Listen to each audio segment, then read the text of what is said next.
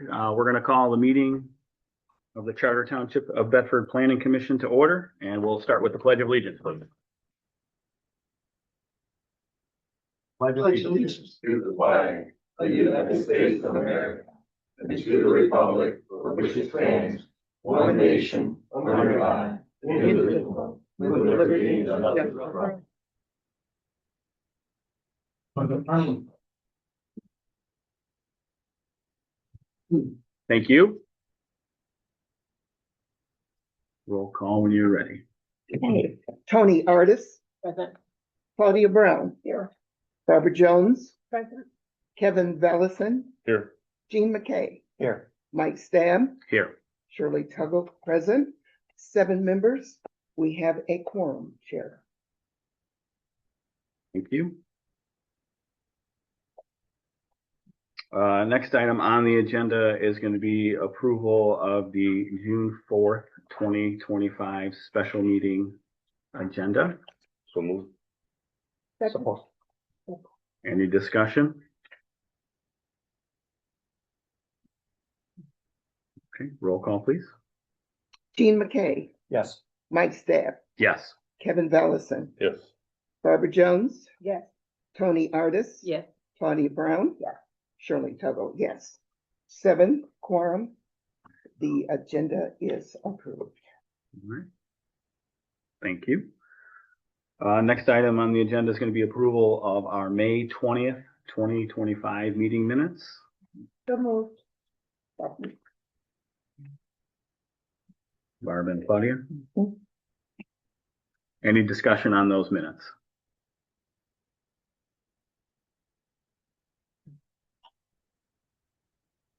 All right, seeing no discussion on those, roll call, please. Shirley Tuggle, yes. Barbara Jones. Yes. Claudia Brown. Yes. Kevin Vallison. Yes. Gene McKay. Yes. Mike Stabb. Yes. Tony Artis. Yes. 7 affirmative. Minutes are approved. All right, thank you. Next item on the agenda is going to be a liaison report from Trustee McKay, although it's been a short time since we sat down together. So.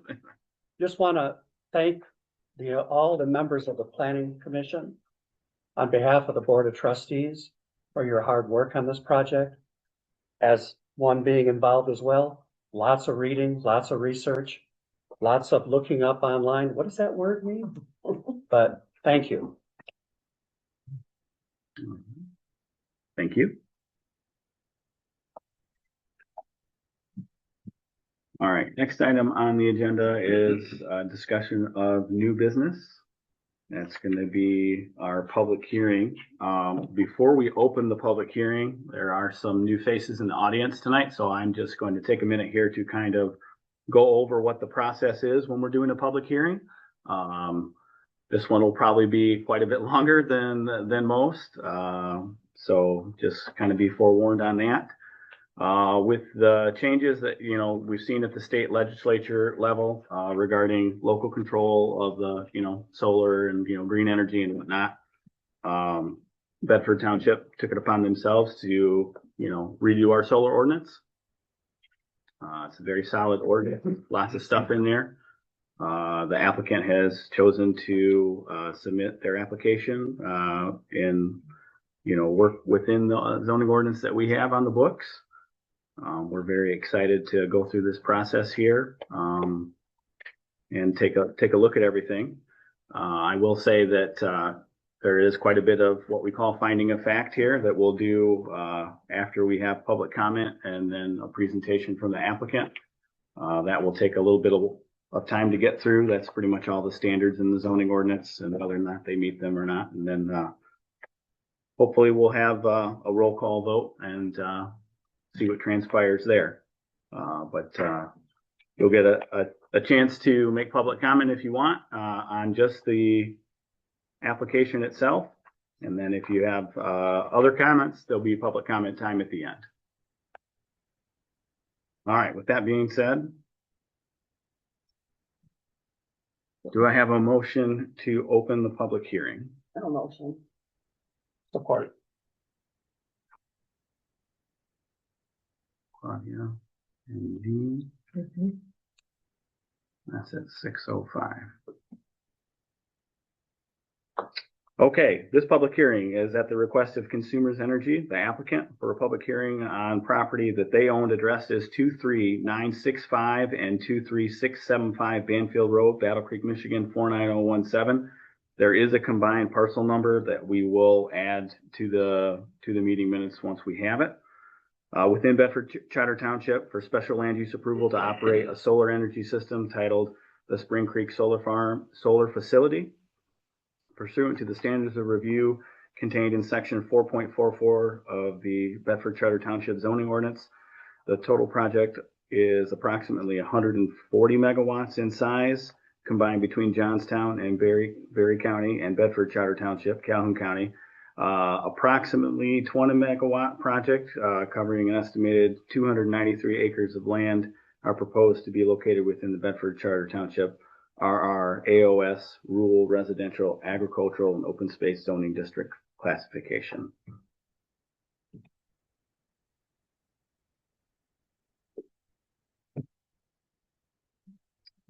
And with that, we will open up public comment. This public comment is anything related to the Consumers Energy application for Spring Creek Solar Farm. If you have any questions, you can certainly direct them to the commission, and then we will direct them back to the applicant during their presentation time.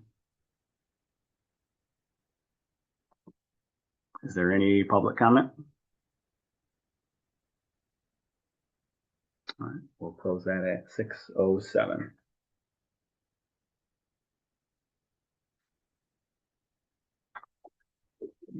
All right, does the applicant, there are many Consumers Energy faces here, who, or one, both, who would like to step up to the podium, I guess? Would like? All right, sure. Is that a green light on them? Yes, sir. Do you have any information that you would like to specifically present to us, go over, or a brief synopsis of anything? I'll say, Ahead of time. I did prepare a presentation. That, Okay. went over many of the concerns from our February meeting, as well Okay. as some of the conditions that were presented to us last week. I think the rest of the team can answer some of the questions as well once we get to them, but Okay, if you'd like, I can Okay, start yep. there. please go ahead. So first of all, I'd like to thank the commission and staff for taking the time to work with us through this process. As the chair mentioned, there were two avenues we could have went through, obviously working with the local community, which is our preference, or going through state siting, which obviously was not our preference. We'd rather work with our community partners. So I thank you for your time and consideration in that regard. And it's been a detailed process, and it took a lot of work and effort to get here, and I appreciate that out of everyone involved. As mentioned, this is the Spring Creek Solar Project. This project does cross not only the county line, but township lines into Berry County, as well as into Bedford Township. It's part of the overall, what we call the Spring Creek Renewable Energy Center. And we say that because it's just not solar. It is for the Bedford Township portion, but the other portion that is included in Berry County also includes a renewable natural gas facility as well. So it's more than just solar for the entire project overall. So as part of our clean energy plan, we're retiring our coal-fired plants. Actually, it was supposed to be retired last week, but we got a directive from Washington that we could not close that plant. So we're still working our way through that. We are working similar to a township master plan. We're working on our next clean energy plan, which will take us out to 2035. But we're at this point in 2025 at this time where renewables is going to be a portion of how we produce clean energy moving forward. Just quick project summary, and I know the commission's already seen this, but for those in the audience that may not have been here in February, project is Spring Creek Solar. Owner operator will be Consumers Energy. The total project encompasses 1,925 acres. 449 of those acres is in Bedford Township, with 79 acres of paneled area. So we're not covering all 449 acres with solar. It's a much smaller portion than that, though we own 449 acres. Total output for the entire project is 140 megawatts AC, 18 of which are located in Bedford Township. the panels that we're utilizing are Trina bifacial panels, which means they collect energy from both sides, the front and the rear, to capture any reflection off snow or even the grass. South households served, the entire project, about 70,000 homes out of that megawatt output, or 3,600 homes out of the Bedford portion. And the tracking system. These panels will track east to west to track the sun to get the most efficient use out of the collection of those panels. So why renewables? It's getting more cost competitive as we move forward. Customer demands, large companies, Walmart, General Motors, Amazon, those sorts of companies are really pushing for this green or renewable energy. Cost stability, lower operating costs, lower maintenance costs than other output streams, reduced environmental impacts, and then, as you mentioned, the recent state legislation, but PA 233, which was the local control legislation, and PA 235 is the legislation that regulates how we produce electricity. The significant economic opportunities for landowners, rural and farm preservation, ongoing income and operation for the existing dairy facility. That is part of our project here as well. As we get to the aerials of our project here in Bedford, you'll notice, and I'll point out again at that time, that the borders or the setback areas will continue to be farmed by the dairy farm. So there'll be crops grown throughout the year outside of the panel area. Increased tax revenue for the schools, county services, and the township. And the state budget incentives, the Renewable Energy Community Awards, that's the $5,000 per megawatt for hosting a facility such as this. That's a one-time grant through the state that the township will enter into an agreement with the state to collect that $5,000 per megawatt should you choose to pursue that. So this is an aerial of the entire project. The southern portion that you see in blue there is the Bedford Township paneled area. The rest to the north is in Berry County. You can kind of see off to the right a little bit along M37, which is the yellow road. That's the farm, the dairy farm itself. And this is a close-up of the Bedford Township portion. This is the 79 acres, not the 449. This is just the paneled area. We own quite a bit more property on the other side of Banfield Road as well, but this is a close-up of that, of the paneled area. Some renderings of how the property will look from street view. This is the existing condition, obviously without the panels. This is what the panel or the field would look like at the time of planting of the required landscaping, which are the 12-foot tall evergreens and the berms. This will be one of the only points that we won't have trees going all the way across because of the driveway. But there are other dips in the berm to allow drainage, but we will fill those in with evergreens as well. So that's 5 years after planting, and then 10 years after planting. So the evergreens take hold.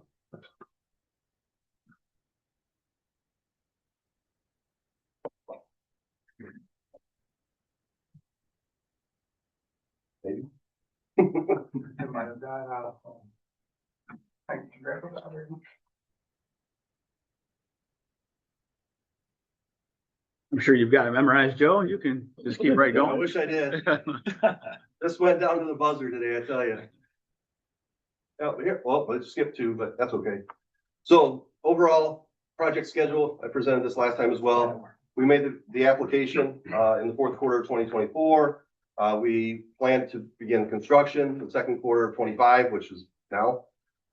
We have started construction in the Berry County side, and we hope to receive approval so we can get started here as soon as possible.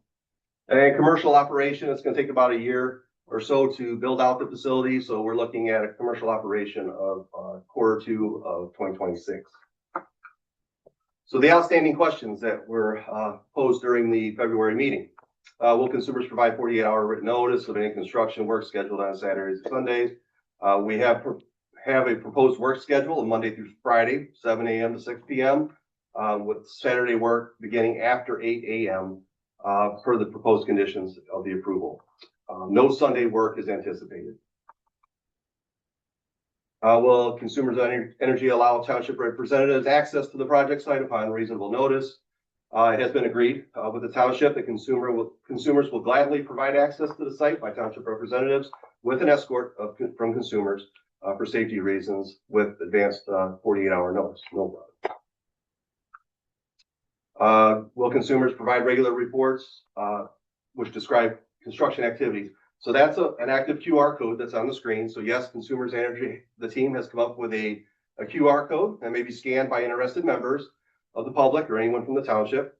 This code will allow the requester the opportunity to submit their email address so they may receive regular project and construction updates. Members may also utilize the email address that's on the screen. We will have this postcard available once assuming we get approval. That also includes that same QR code and the email address for the public, so they can get signed up and receive those regular project construction updates. So will consumers provide post-construction certification to the zoning administrator? Absolutely, not an issue there.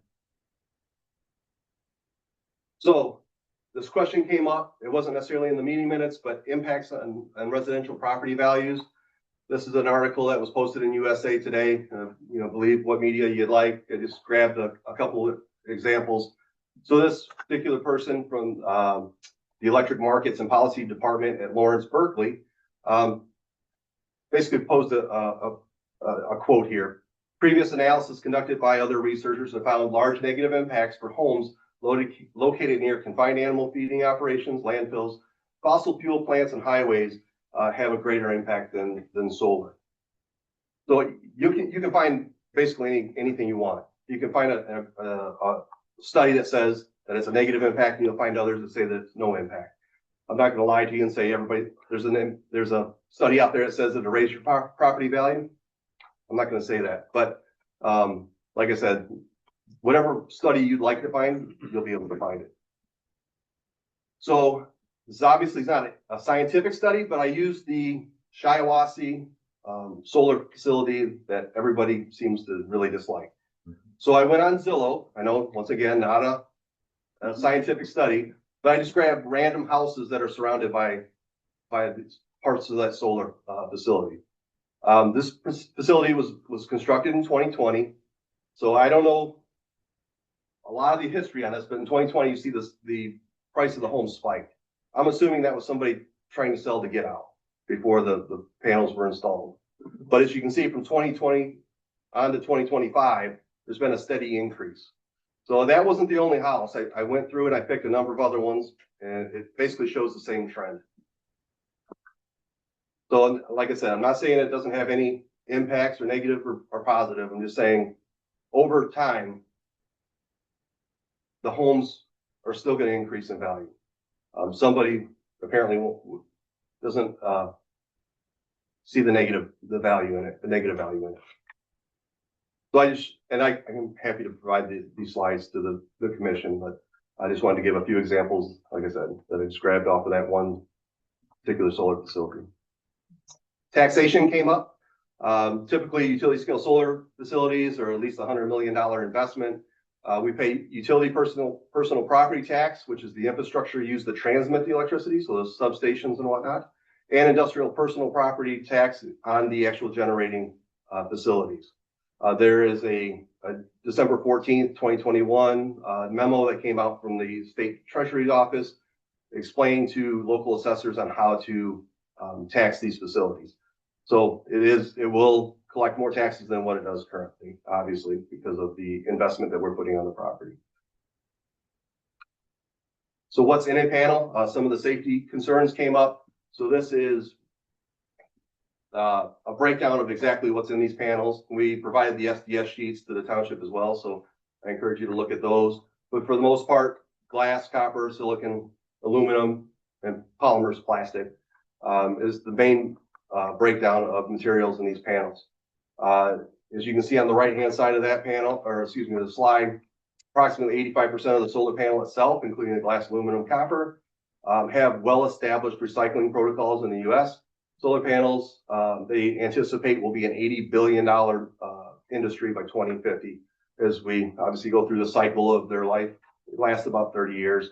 So when we get to that point, recycling is most likely going to be a big industry. And I can turn to Sean. He's our construction manager that's out there building Muskegon Solar right now. And Sean, correct me if I'm wrong, We've had some panels that have shown up damaged or whatnot, and we do send those to a recycling facility. We don't landfill them. There's a process for that. We have that contractor lined up so we can get those panels to a proper recycling facility. Also, in terms of safety, so emergency action plan and operation maintenance plans have been provided to the township for review and comment. Pre-operational tours that came up as a question, absolutely, we'll allow all first responders, township officials to tour the facility so they're aware of what's out there and access points and that sort of thing, so they're familiar with the site. Sean will be the construction manager for this project. So all you have to do is give him a call and he'll be happy to take you on a tour of this facility either during construction or pre-operation. We're an open book when it comes to that. We're happy to show it off and we're hoping that you take advantage of that. And that doesn't just include the fire department. We can get, if there's a hazmat team in the county, sheriff's department, whomever, feel free, we'll give that tour so they're familiar with the site. The site will and shall be maintained for the ordinance requirements. A due care plan has been provided to the township as well in case there was some sort of incident on an environmental standpoint. And as I mentioned earlier, the SDS sheets or the safety data sheets outlining what materials are in our panels and the other materials has been provided to the township. Once again, the safety data sheets, and this is where we kind of had a conversation last week about groundwater monitoring.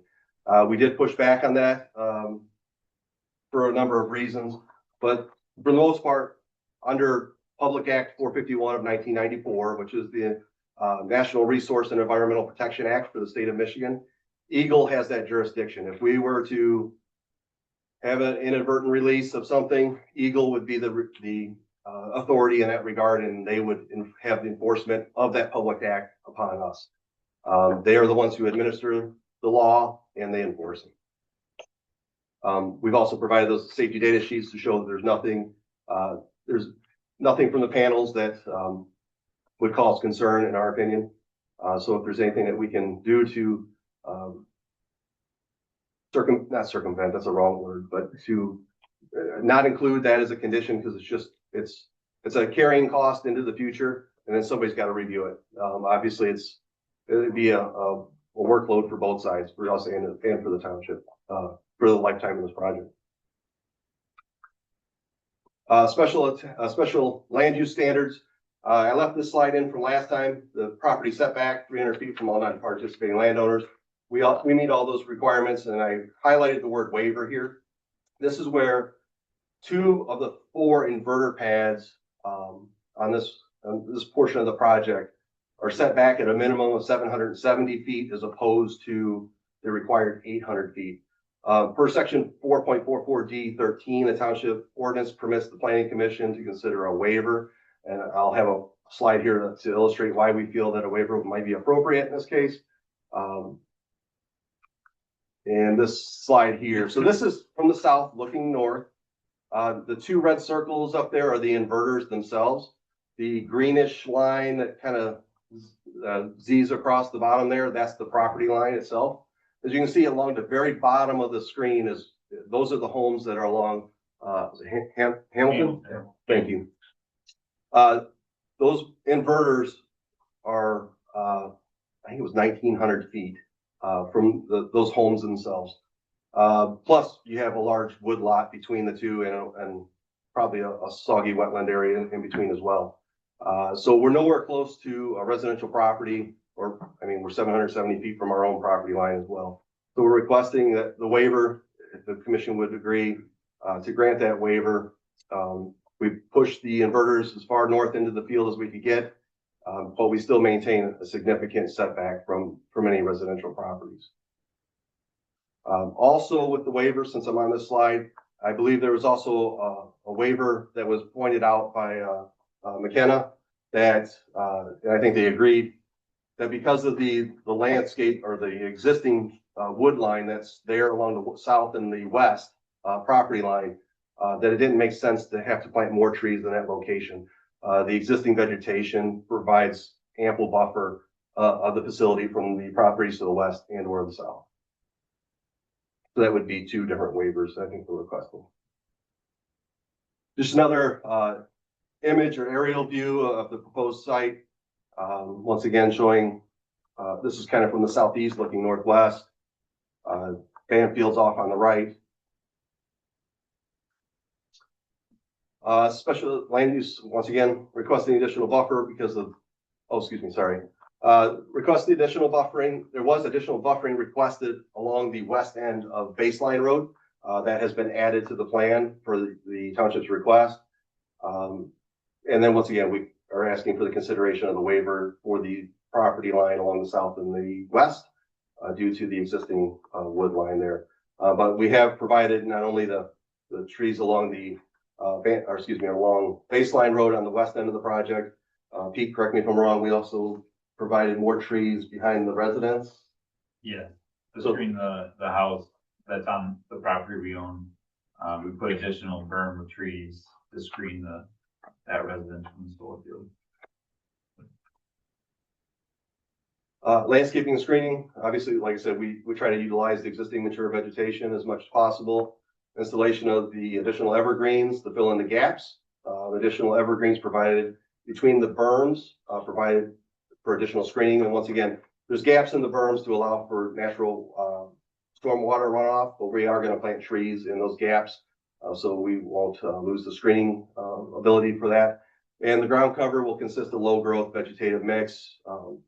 I know it's not, we asked the third party to review it, and I think that was maybe a little bit of a point of contention last time. That was the Berry County Conservation District, but we did ask an outside third party to review our seed mix, and they scored it on an 83. They scored it an 83 on the MSU pollinator scorecard, which exceeds the state requirement. Once again, this is another aerial from a different angle.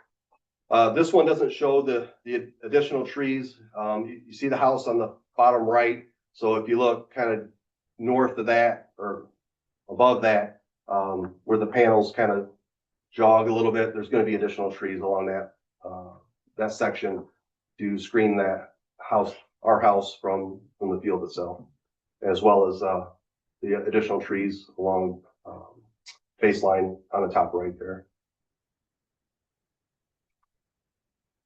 So fencing, this was a question as well last time.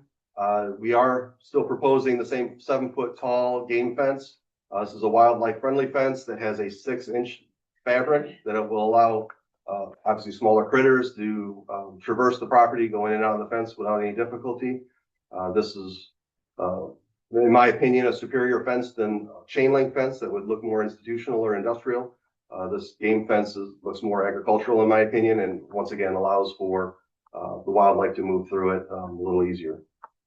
And it meets our National Electric Safety Code requirement that we also have to follow.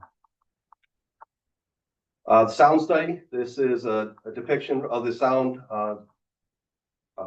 diagram or contours rather. So the 4 red dots you kind of see there, those are the inverter blocks.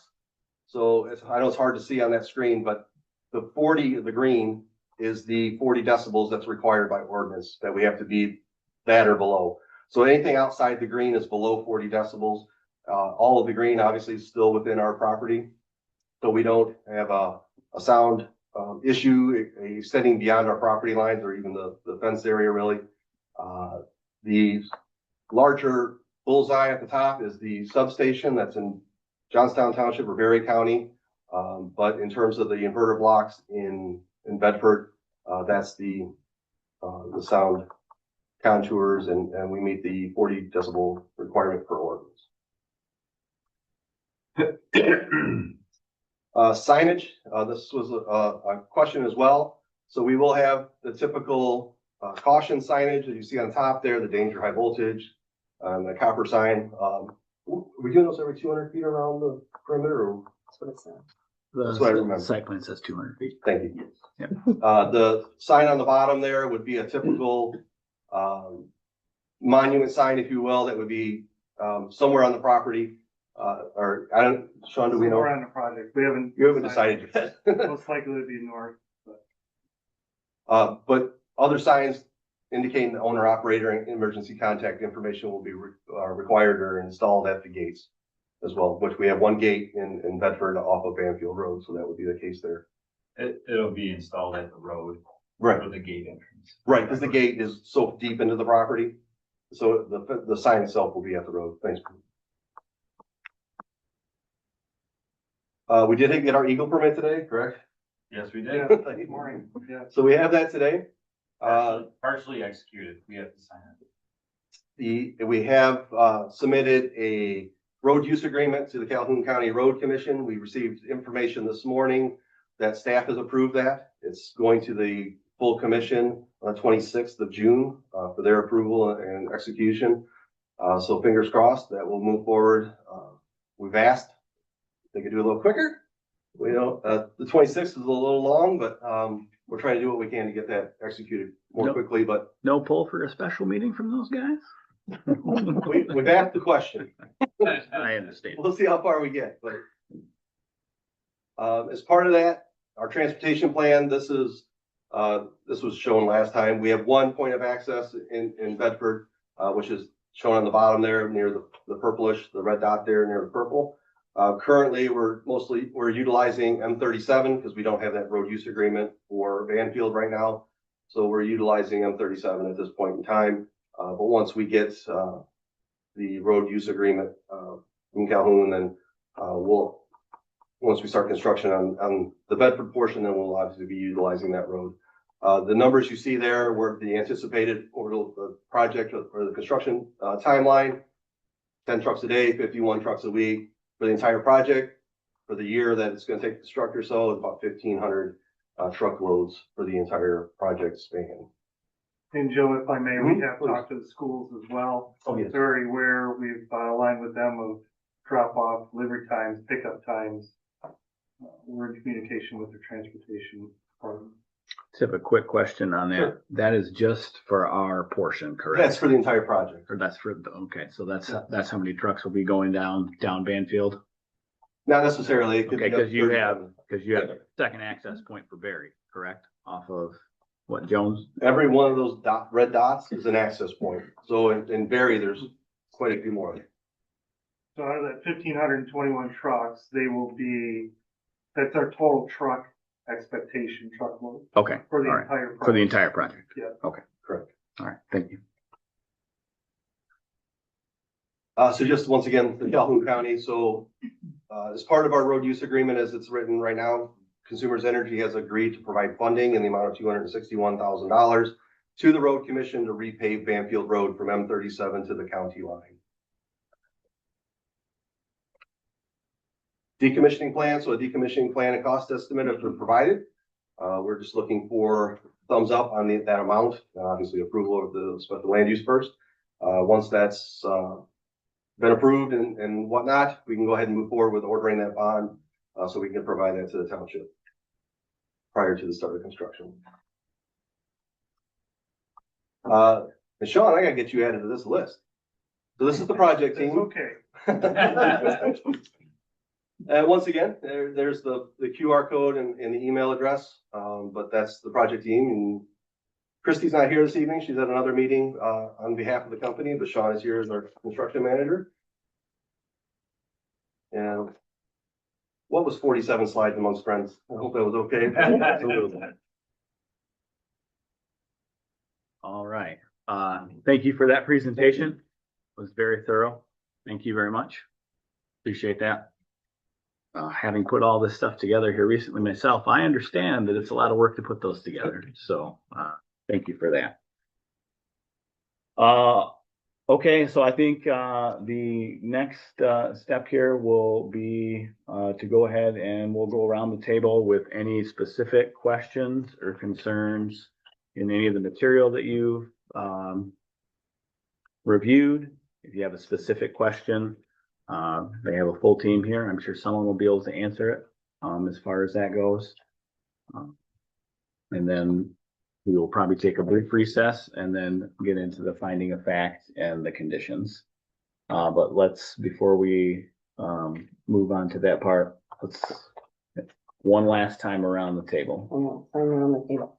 I do not have any questions. Everything's been answered throughout our meetings. So I'm all set. Okay, Barb, did you have any questions? Yeah, I'm gonna bring it up again. Perhaps, Consumer Park, can explain to me why there hasn't been any specifics on that reflective signage? Or just because at night, if somebody comes up there without lighting, their headlights at least would show danger or high voltage or do not enter private property, whatever you want to say, but I just wonder, do you feel it's not necessary?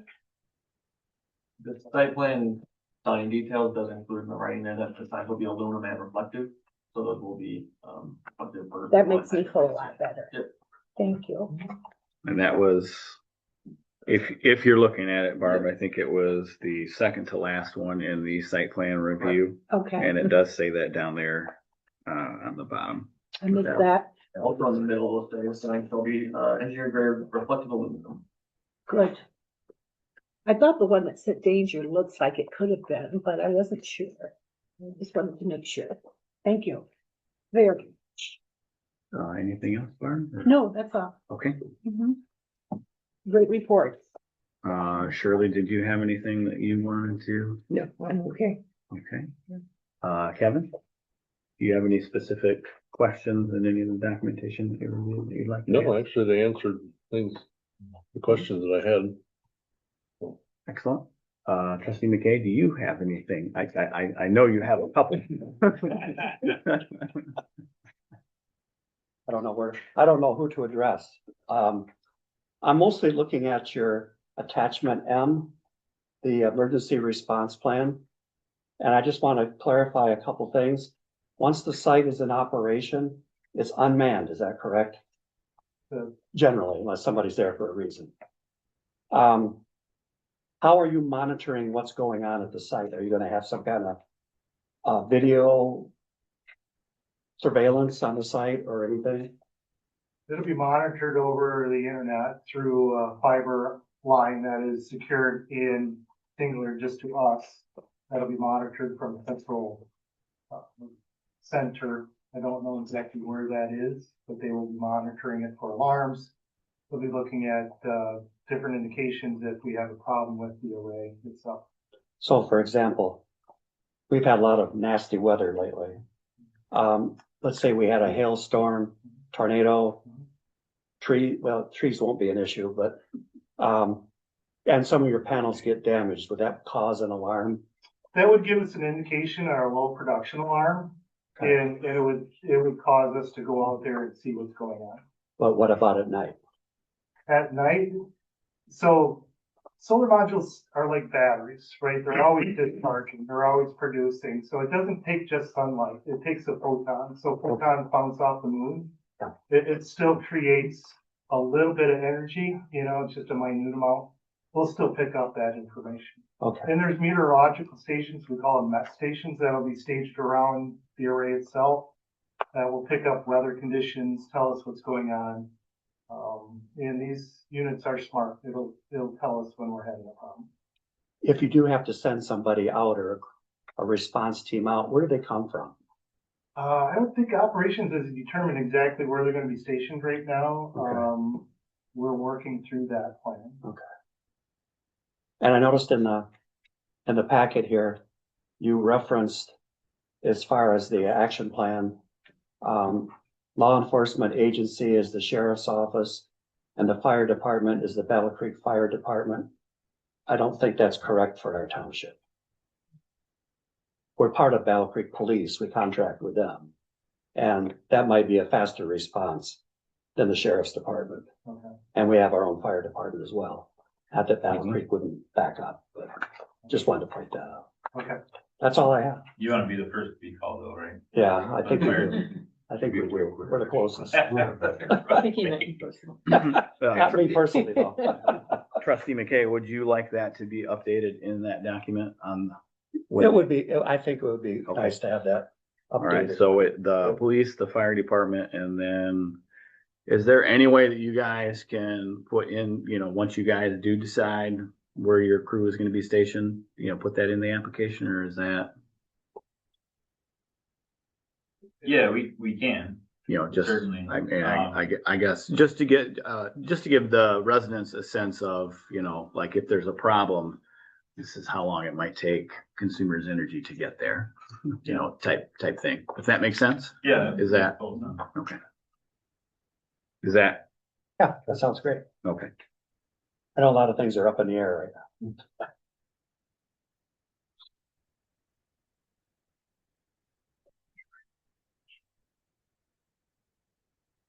now. Tony, did you have question.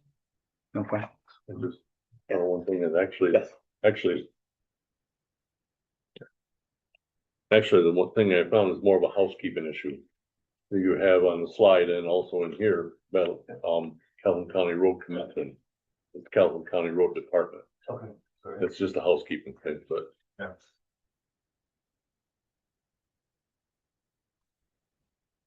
Does anybody else have any other questions? Do we have any questions about that safety data sheet that was provided to you? That you'd like them to go over specifically? Okay, We had discussed about maybe the fire department training. so that Let will, people know. so that is actually one of the conditions of Okay. approval Yeah. in the ordinance, and Okay. we'll touch on that when we Okay. get to that.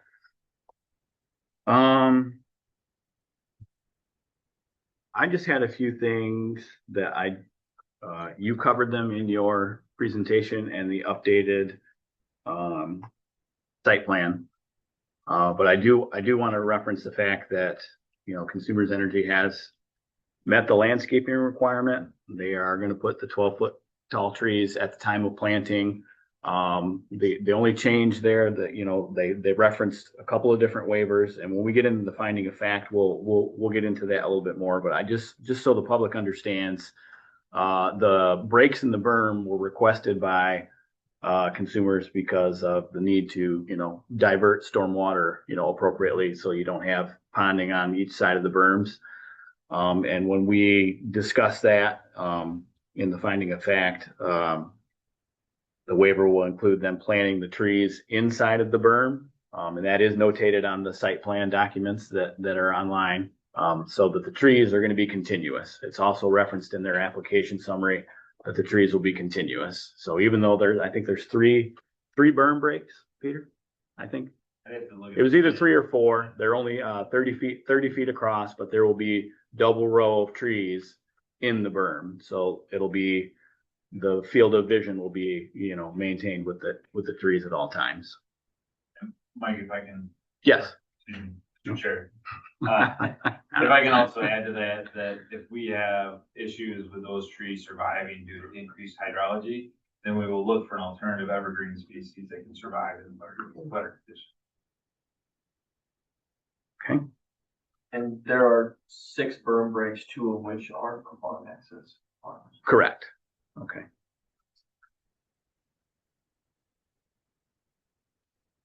they'd all be 30 foot. The 2 for the farm access were a little bigger than 30 foot, were they not? Yeah. And the 30 foot is toe to toe. So the top of the berm is the top and then it slopes down to a toe and it's 30 foot toe to toe. Okay. The important thing there that I thought was important to clarify for the commission was that the trees will be continuous. So there'll be some form of a pine tree that can tolerate water in there, maybe a cypress or who knows what, as far as that goes. And that is notated on the updated site plans. You can clearly see that on there, where the breaks are going to be as far as that goes. And then the 2 that won't have the trees will be for the access for the farming that's going to occur on the outside.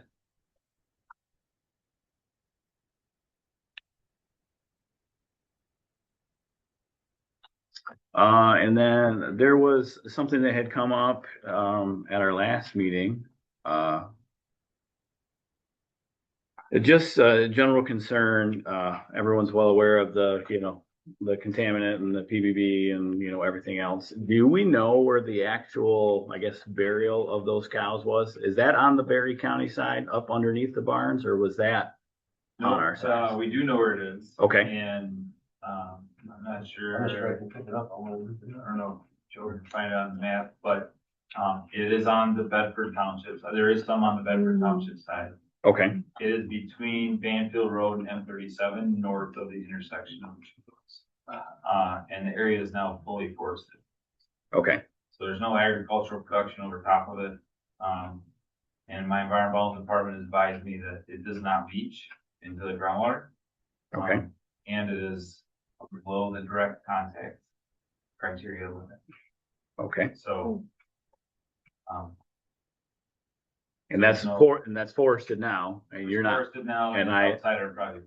okay, all right, It's on the other side of Banfield Road from where the panel. okay. Does everybody kind of grasp that? So it's property that they own, but it's across the street from Banfield. Correct? Okay. That had come up at some point. Thank you for that.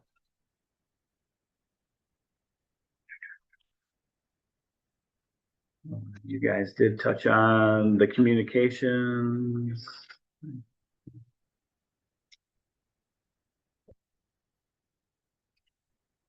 Did anybody have any questions regarding the two reports that were resubmitted, both from the engineer and then McKenna?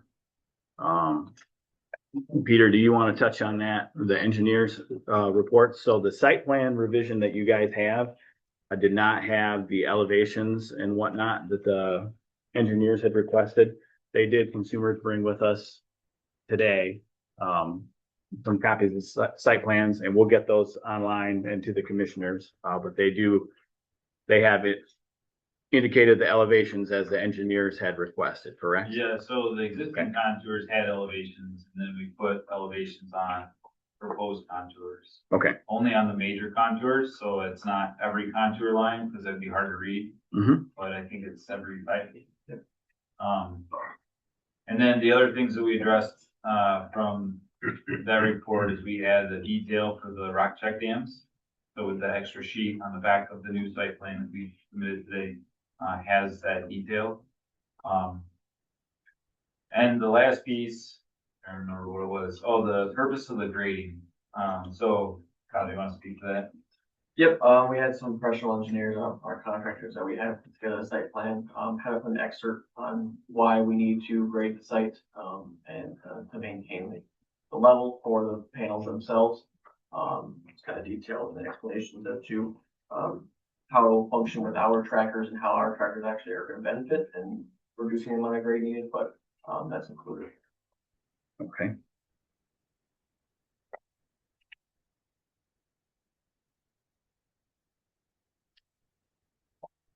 Any other questions?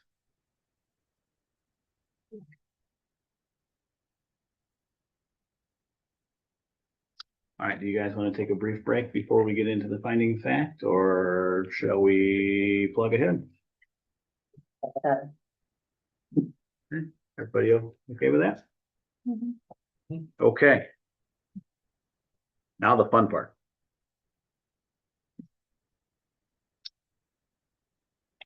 Seth, we'll do the finding of fact first and then the conditions second, correct?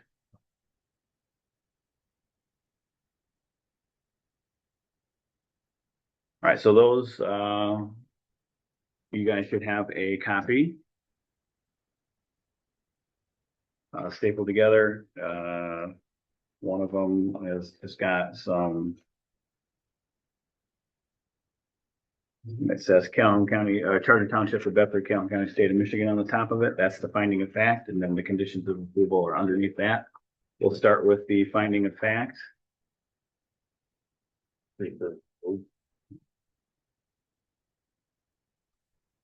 Nope. Let's take that. Oh. Would have been in that stack that just came. today. I wasn't part of the butterfly clip packet. Yep. Something like on top of that. Say it wasn't, No, Correct, not it part was of the not. butterfly. No, so it's gonna be one of the only things you have that's stapled together. Everything else was fixed clipped. sure if I got it.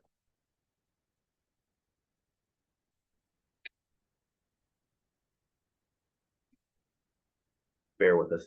Tony, I think yours are sitting, or you've got yours right there, actually. Yeah. Oh, all right. All right, Claudia, do you have yours?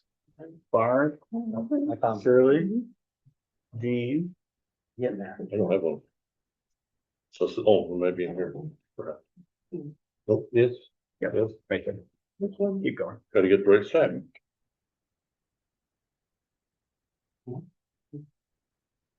So that's the condition.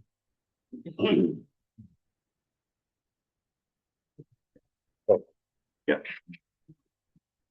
Too much patience. yeah, there are a lot. Bear with us, folks. And then it would also be probably helpful if you guys have your paper clipped McKenna report side by side.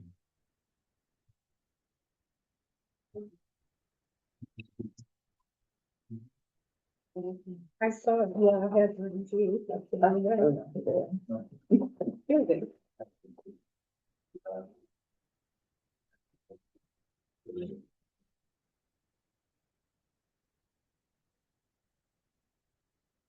I had a little red box on the top right corner. It looked like. There it is.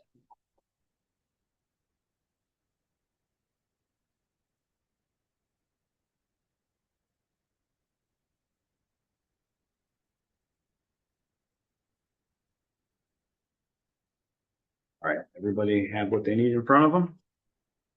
Hopefully.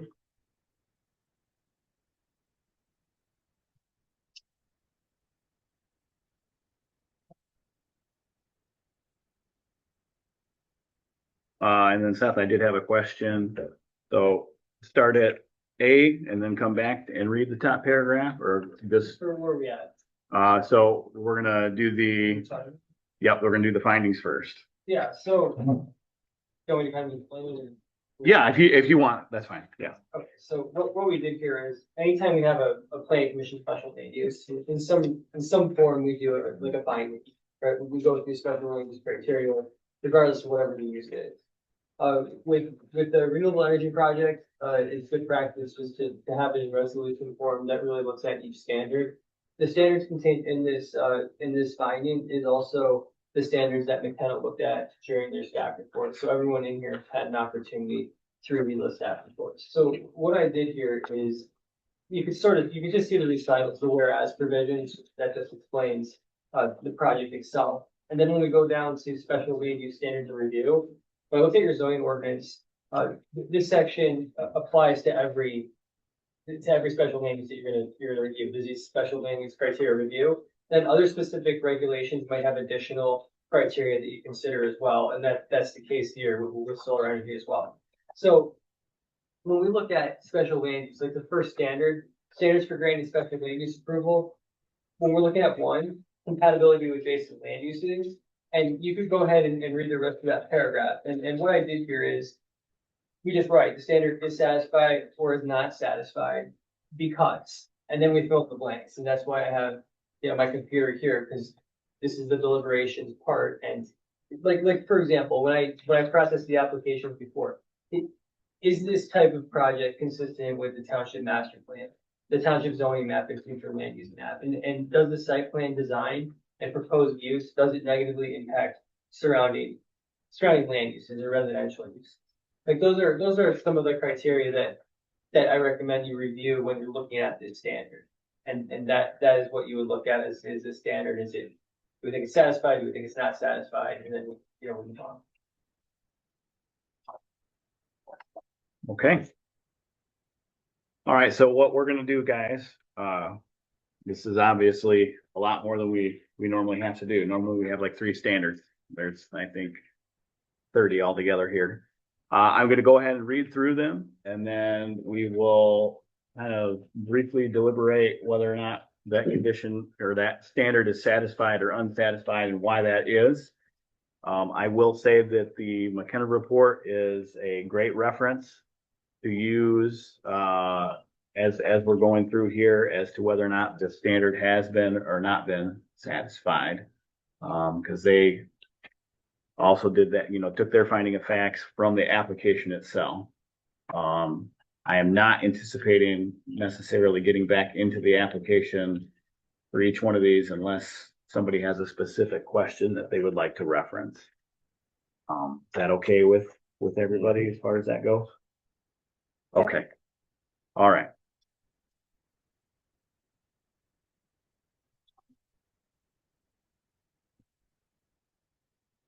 All right. Number one, compatibility with adjacent land uses. Consumer special land use is designed and constructed, operated, and maintained to be compatible with surrounding land pursuant to section 1304C of the Township zoning ordinance. Standards for granting a special land use approval. Consumer site design of the project minimizes the impact of site activity on surrounding properties as required in subparagraph A. If you swing over to the McKenna report, these are all pretty much in the same order, guys.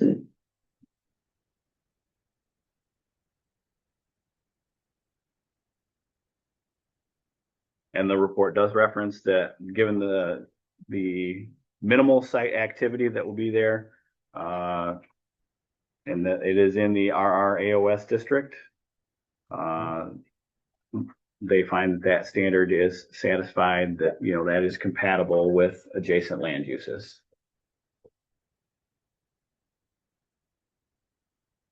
Any comment on that?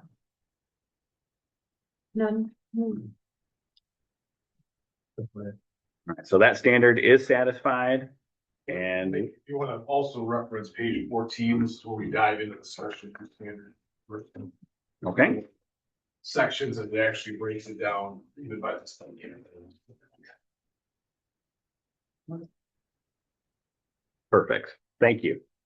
I knew that was in here, but I was not looking at the right page.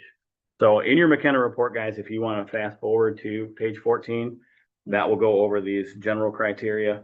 And then when we get back to the specific standards, you'll need to flip it back over. 2, compatibility with the master plan. The project is consistent with the goals, objectives, and narrative and the intent of the township master plan. McKenna does reference that in their finding. The township master plan notes the regulation and location and impact of wind and or solar energy conversion facilities in order to protect and preserve agricultural and activity and agricultural lands. Further, the township master plan calls for the area of the community to be classified as rural residential agricultural open space, with notes wind and solar facilities as an appropriate land use. So that standard is satisfied. They are applying in the appropriate area, and that would line up with what our expectation of the master plan and that future land use is. Does anybody have a question on that standard? All right, we'll consider that standard satisfied. 3, public services. The project adequately served by essential public facilities and services such as highways, roads, police, and fire protection, drainage systems. They did note there the proximity to M37, and though we currently don't have the big firehouse right there on M37, we will someday. So that standard is also satisfied with the proximity to the main highway and ease of access. Additionally, they are negotiating a road use agreement with the Calhoun County Road Department, which does, I think, address public services in this case, how to do reclamation of Banyan Red Road in that area. Okay. Any questions on that? All right. Number 4, impact of traffic. Traffic impact will be minimal after construction is complete. The project will be monitored remotely and no full-time employees are expected to work on the project site. And, you know, as Seth just noted, they are anticipating a road agreement, which is part of the standard in the zoning ordinance. On a nice new road out there certainly benefits what traffic is out there. That being said, that standard is also satisfied. Any comments on that one? Number 5, detrimental effects. The project does not engage in any activities, processes, materials, equipment, or conditions of operation that are detrimental or hazardous to persons or property, or public health, safety, and welfare. They have provided the safety data sheets. They have also provided us the information regarding Public Act 451 and what, you know, the process or role of Eagle is there if there is ever a contamination. God forbid that happen. You know, these panels appear to be very safe from the data sheets that we were provided, and certainly appear to be manufactured a little bit better than maybe some of the original, you know, first solar panels ever.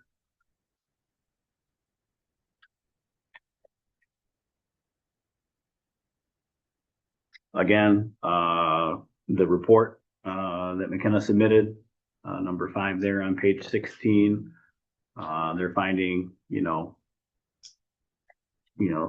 was subject to the applicant complying with all proper screening and requirements and setbacks. It is not anticipated that there'll be any adverse effects on anyone else's personal property or the public health, safety, and welfare of the community.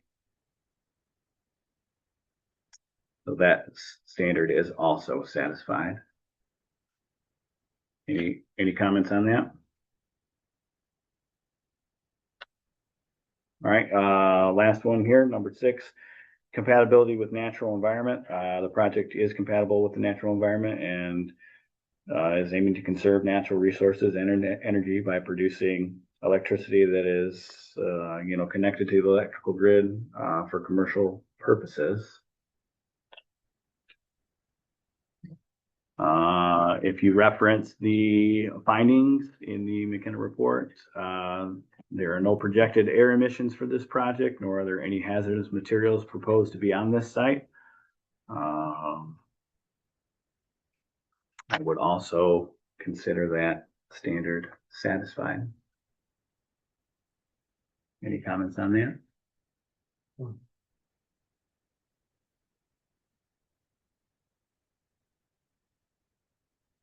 All right, so those are the first 6 that are just, you know, generalized, you know, for a special land use request. We now will get into the specific standards of section 4.44 in your zoning ordinance. We're just going to go down one at a time. They line up with the McKenna report. So if you're looking at page 3, where that starts.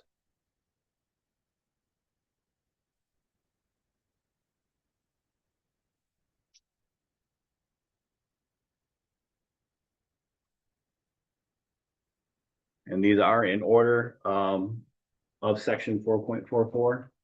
So these are right out of the zoning ordinance itself.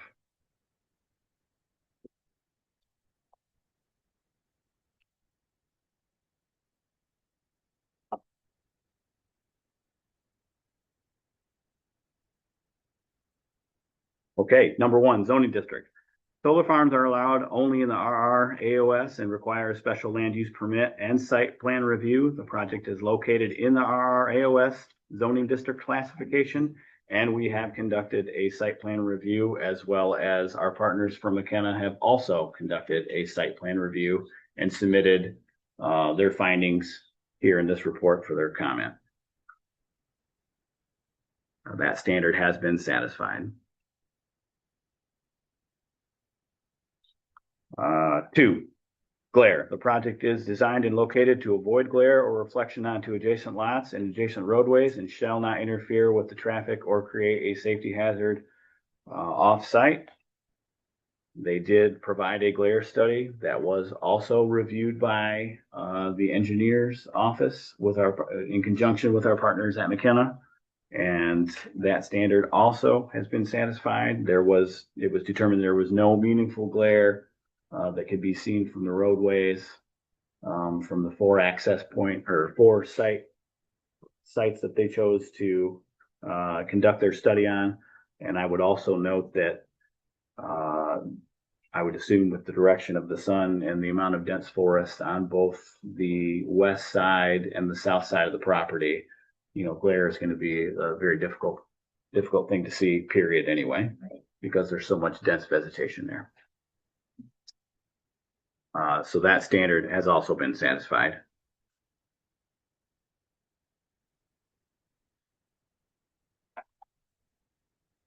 Three, application requirements. The township planner confirmed that consumers satisfied the application requirements contained in section 4.44D3A through Z, and no additional information was requested by the planning commission specifically.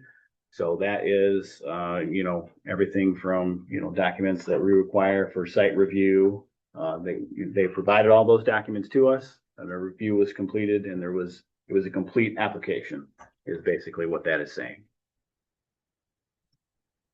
And we've all read this thing at least once, I hope. So I'm going to say that standard also is satisfied. 4, permission of property owner. Consumers Energy owns this subject property and has legal authority to construct a solar farm, so no permission is required.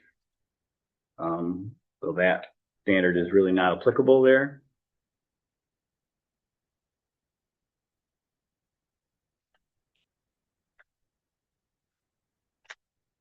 Number 5, permitting cost. Consumers submitted an initial escrow fee of, I don't remember what the 12,000. Okay, of 12,000. On Over 10, 2024, I believe. Okay. Right around there. On or about 10/10 of 24. And they have replenished the escrow fee. Since then, they've added, with the recent check, they've knocked off another 34,000. Another 34. To reimburse the township for actual costs of the processing of this application.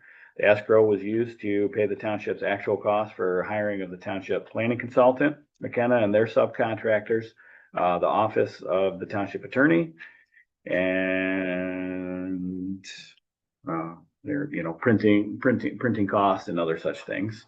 Any excess amount of this escrow shall be refunded to consumers within 10 days from the date of this resolution being passed.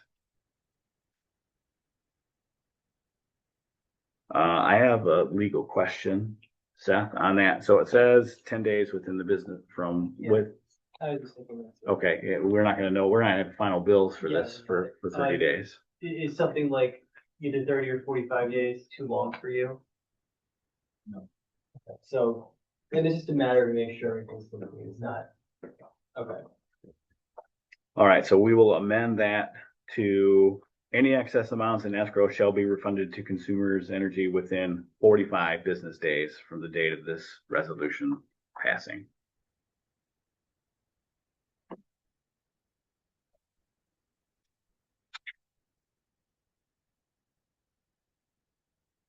Any discussion on that and why we're making that change from 10 to 45 days? Okay. That standard is also satisfied. They did replenish the account when it needed to be, and they have provided it. Number 6, height. The solar panels are and associated infrastructure have a total height of 15 feet or less when Orientated. Thank you. We got a long way to go here. At maximum till when measured from the natural grade at the case of the component being reassured. I will say that if you can go over to the McKenna report on height, their findings are the estimated total height of these panels is 10'9", which is well below the maximum permitted height of 15 feet. And that comes directly from their findings of the site review. That's for the inverters. And then, No, 10'9" for the inverters, so the structure height is actually 9'9". And So both will be under the maximum height of 15 feet.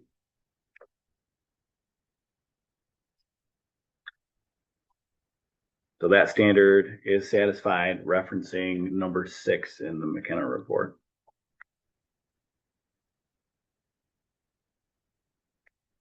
Seven, setbacks. Minimum setbacks are measured from the outside edge of the solar panel or other structure accessory to the project. So we've got several here, from a lot line, 300 feet. From a public-private road right away, 300 feet. From a wetland, determined by the state of Michigan, whether it's regulated by the state or not, is 200 feet.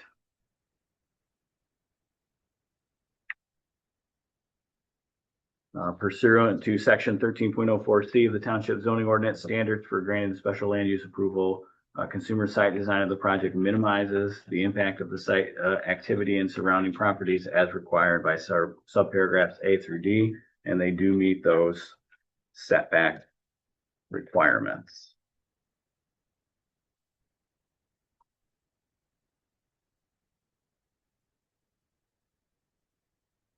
Seth, I can't remember, is the inverter waiver is the next one? Okay. That is home section. It does. A Okay. and B are satisfied pursuant to their site plan. Yes. Okay.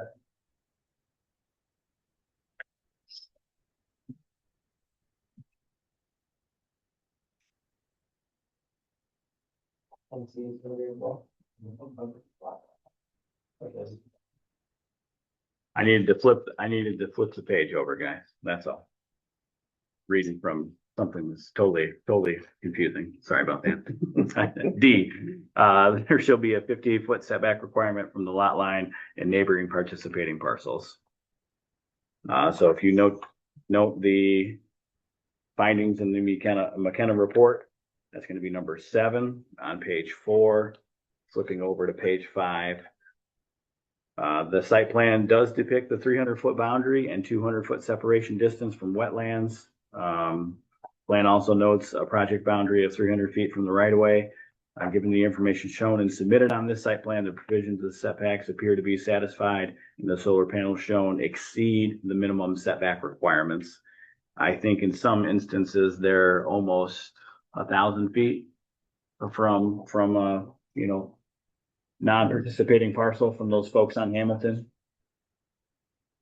Mhm. So I will consider the setbacks A, B, C, and D all satisfied. And those are all depicted on their site plan that they submitted. Number 8, accessory buildings, including inverters. Inverters must be set back at least 800 feet from the lot line of a non-participating parcel and 50 feet from the lot line of a participating parcel.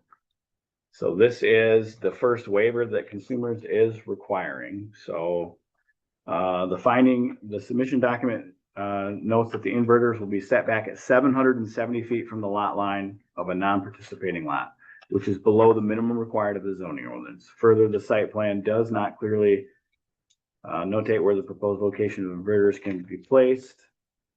They did resubmit that, and they showed us that in their presentation. Mhm. An updated site sheet has been submitted, and it does have the highlighted inverters.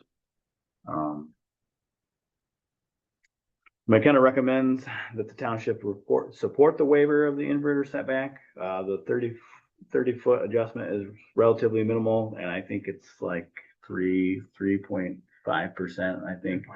3.85% of a, I guess, difference between what we require and what we are going to allow here.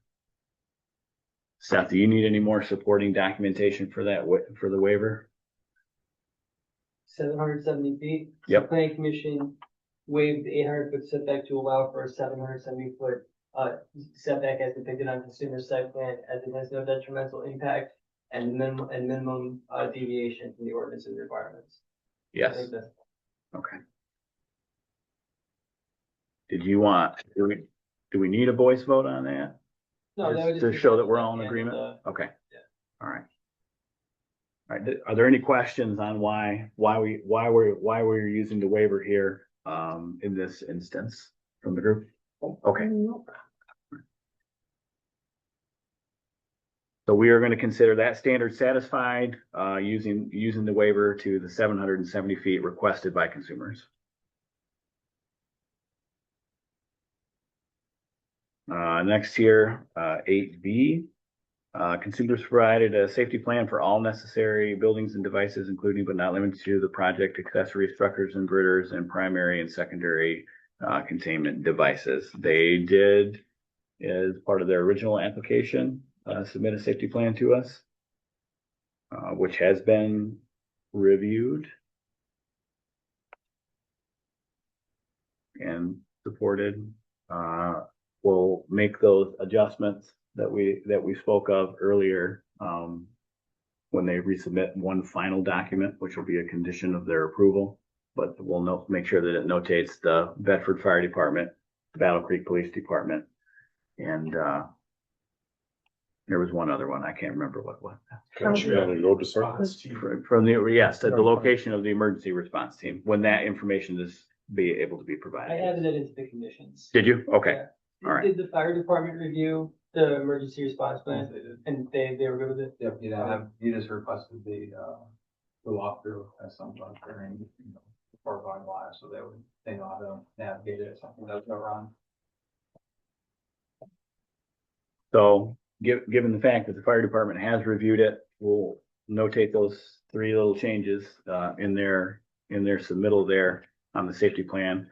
And they have confirmed here that they are willing to, grant the fire department, access and give them tours and whatnot, so they know what they're looking at. I would consider that standard also satisfied.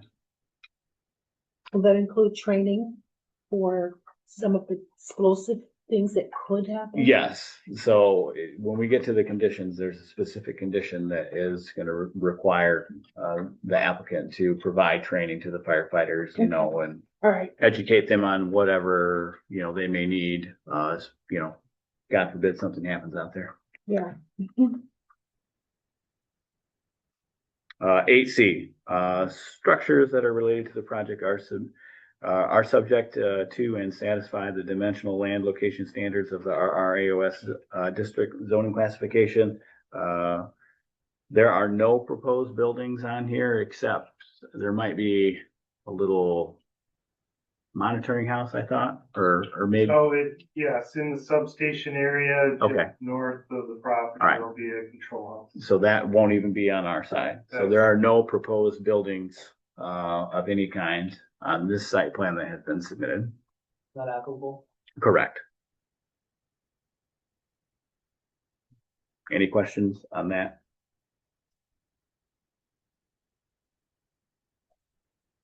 So yes, 8C is not applicable.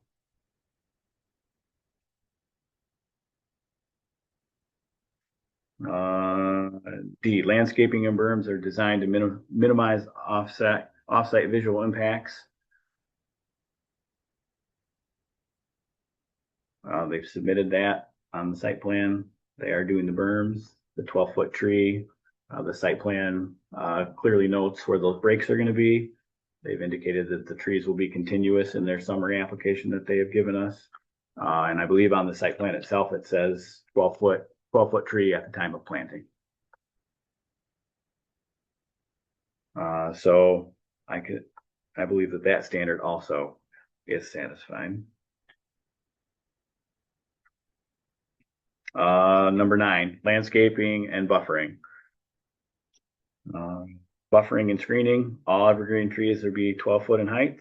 We've established that. It is in their site plan, and the proposed plantings do constitute a dense visual screening.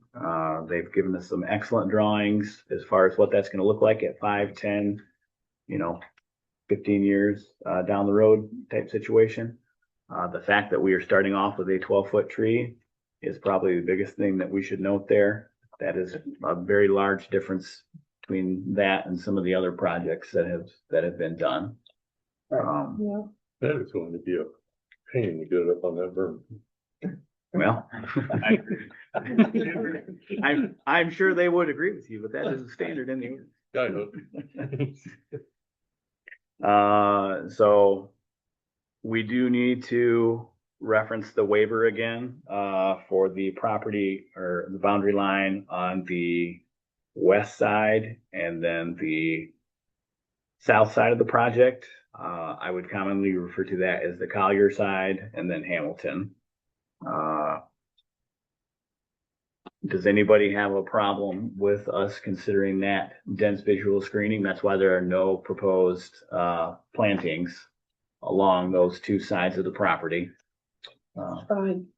This is already in place. Yeah. Correct. Mhm. Correct, yeah. Pretty thick So out there. as you're driving down the road, their site plan also indicates that they are not going to be doing any removal of those trees as well. Is that correct? Okay. Can you go over that one more time with you? Yep. The way. So consumers have asked for the waiver for the west and south sides of the property for the planning commission to consider the screening that is currently there, dense visual screening, requiring them not to have to put plantings on those two sides of the property.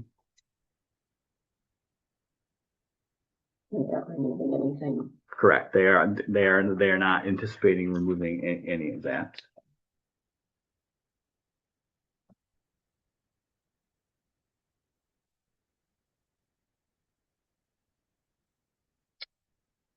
So number 9, A1, all evergreen trees being at least 12 foot in height.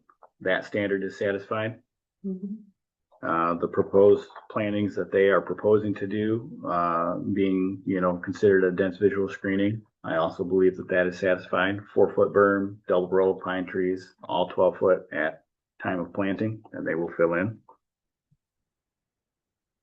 And then they have requested the waiver for the west and south side boundaries of this project because there's dense visual screening there. And I want to say it's almost a couple thousand feet, is it not, Cody, between the Hamilton residences and where the forest stops? Yep, it's just under a half mile. Just under a half mile. Okay. And I think it's like 9. It might be close to 1,000 feet, I think, on the Collier side from the road to where the forest starts and where the current agricultural is taking place.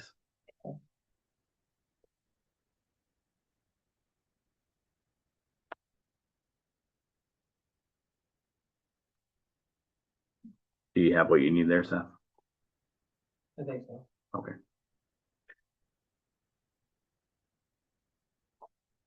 Any further discussion on that waiver being granted to consumers on that for those two sides of the project? Okay. All right. Moving on to 9B, ground cover. Consumer special land use is complying with the standards contained in the zoning ordinance. They have submitted their seed mix. It was, as Joe noted earlier, in an independent evaluation, not from the Berry County Conservation Bureau or whatever that was. Scored an 83, which is pretty high on the standard list. So should be all kinds of good pollinator out there for the honeybees, right? So that standard is also satisfied.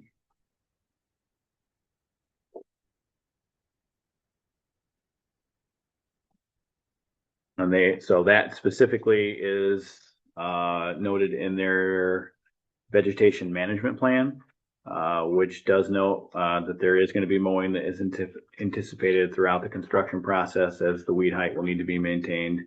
And then I would assume, they also submitted, basically how they were gonna maintain that as well throughout the life of the project. So that was all part of their vegetation management plan. So that standard is also satisfied.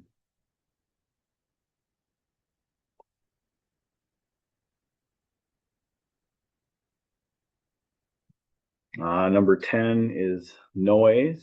Do you want to reference 9C regarding fencing? It's not included in the township finding of fact, you did reference it. Okay, all right. The site plan to fix 7 feet, a 7-foot game fence, right?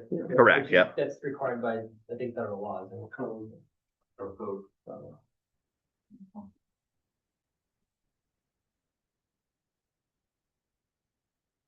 So the findings in the report here, the site plan notes the installation of a fence around the perimeter of the panels on the parcels. The plan further notes that the fence is to be 7 feet in height, which does exceed the minimum required in the town in the zoning ordinance itself.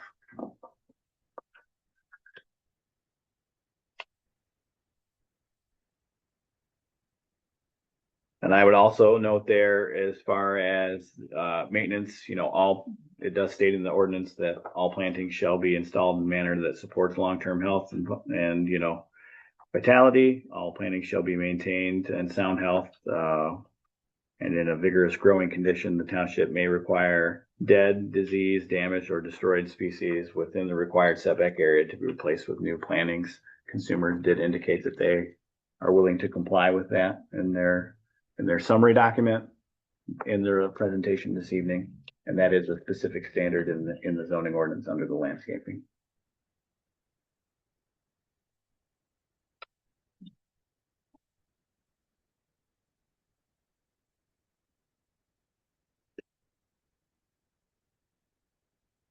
All right, next, 10, noise. The project will not exceed the 40 decibels measured at the property line of any adjacent property which contains an occupied dwelling. Both the findings from our partners with McKenna and the finding of the noise study that was submitted with the application, and they also went over that with us this evening, just to refresh everyone's memory. Right. The residents along Collier and Hamilton should not be able to hear those inverters. The 40 decibel reading is well within, as noted in their presentation, well within their personal property on the site that they're owning. A noise study was submitted and part of their application, so that standard has been satisfied.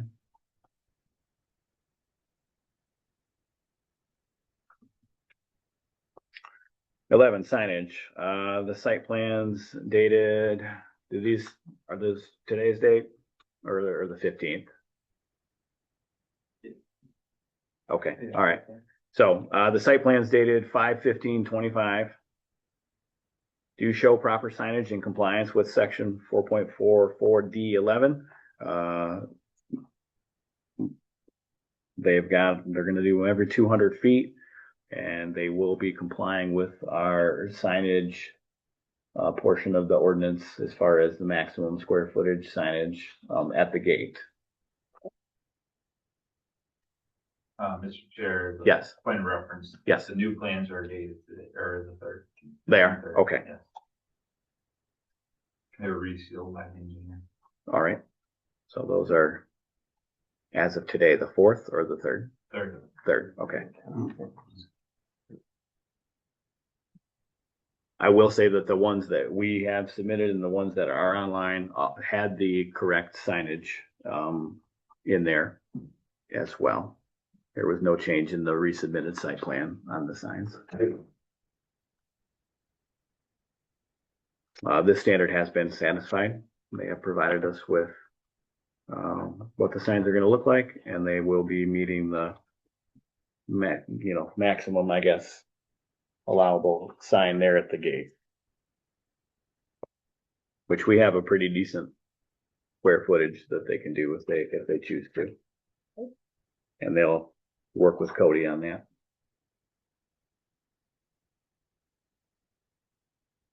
Okay, 12, safety. Consumers submitted an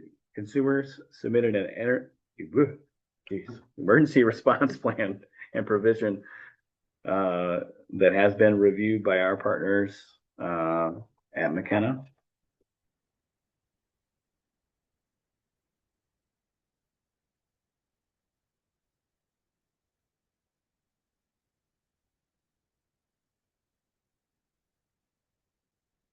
The application materials included a safety operations and maintenance plan. This plan notes inspection timelines and various components of the facility. The plan further notes the daily monitoring of the site. They did take some time to explain to us kind of how that's going to work. Daily monitoring doesn't mean an actual physical person, but some form of technology, I guess, as far as that goes. And they have, submitted all the required documentation on that in the original application from October. I don't think there were any changes to that. Does anyone have any questions on that?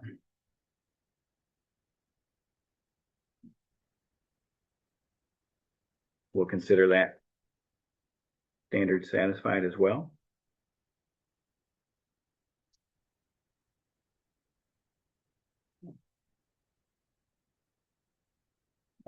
The next one is the waiver. I just addressed that, because the waiver, the township applied the waiver provision with supported reasoning as indicated in the applicable provisions of this finding of fact. I don't think we need to. Okay. Go any further than that.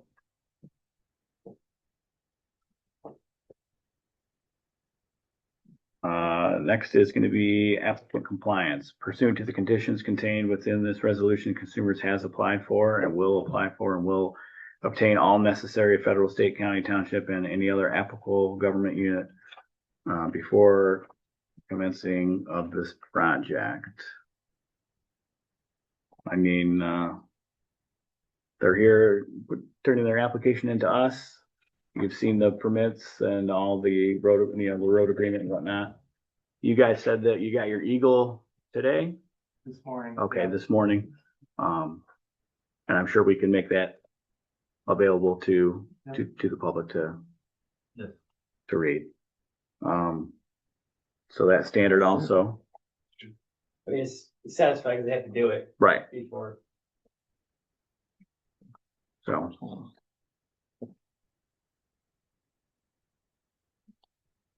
Uh, 15, infrastructure wiring, consumer site plan dated, 6/4 or 6/3. Sorry. Thank you, Cody. Depicts all electrical connection systems and lines from the project to the electrical grid connection are located and maintained underground. Burial depth is at a depth that causes no known environmental, land use, or safety issues. Burial depth is at least 6 feet below grade and will be deeper than any existing drain tile, and be compliant with the NEC codes, whichever depth is greater. You guys are going to be at 6 foot, correct? Minimum 6 foot, yep. Okay. Minimum 7. Is that okay? And just to clarify for the public, we're not anticipating a whole lot of digging up there anyway, correct? Just where we're going across to the substation. Everything else is, the pylons are driven down into the ground, just for clarification purposes for the public. And the grading of the site. And then the grading of the site. There will be some trenching of collector lines on that first line. Well, there, okay. Kind of see them there on the green lines there in the canyon area. Okay. So that's where you're anticipating the trenching. Okay. As a related comment, I'd like to note that there's no drain tile in that field. Yes, I was going to get to that. I don't know if that got taken out of the resubmitted summary report or not, but that was one of the findings from the engineers. There is no drain tile there, at all, so there should be no disruption to that. So that standard is also satisfied. Yeah, and there's some highlighted, I think the finding has some highlighted, language in there. I'm gonna believe that. Okay, So I wrote the standard satisfied because there are no known environmental, land use, or safety issues, and the infrastructure wiring is at a depth of 6 feet. In addition, there is no, drain tile that may be negatively impacted. all right. Number 16, road damage. Consumers has consulted with the Calhoun County Road Department. They, sounds like they have an agreement. We do have a copy of that agreement that was, in your packet. It sounds like they're gonna repave the road, and they're just waiting for the full Board of County Commissioners to, accept that, which is their process and procedure over there, because the county commission oversees the road department. So, I mean, that standard has been satisfied. They haven't executed the agreement, but they have every intention of doing so, and they provided us a copy with it. And they will sure provide us a copy of the executed signed document, at the time, hopefully that it is approved. Right. Okay. That's the 26th. Commission meets. Do you need any more clarification on that, Seth? No. Okay.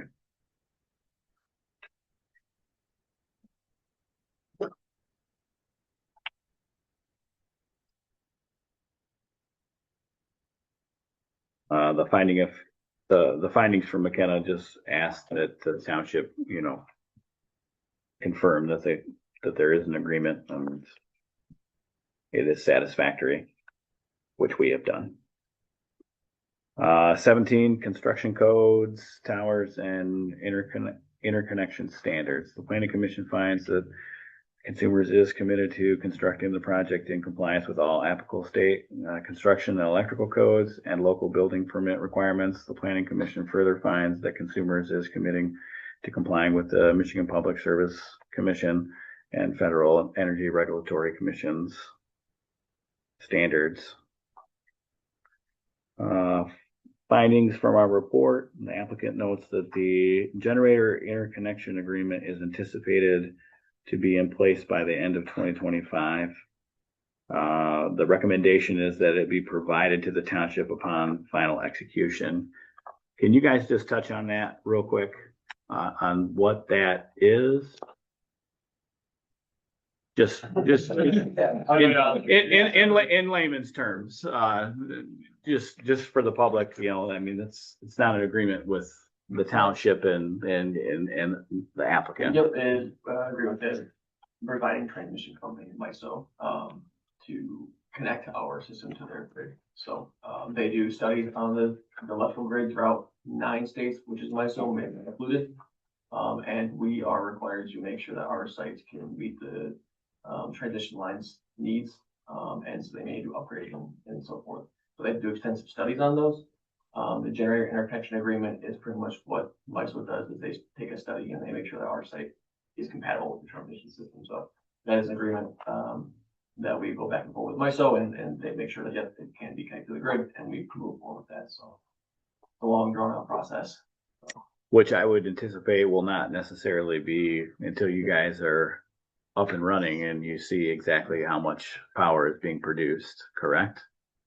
Or will you anticipate that being done before you go online, I guess? Yeah. Okay. Yeah, I need to have that done. the agreement has to be executed before we put power to the grid. Before you put power to the grid. Okay. All right. Thank you for that clarification.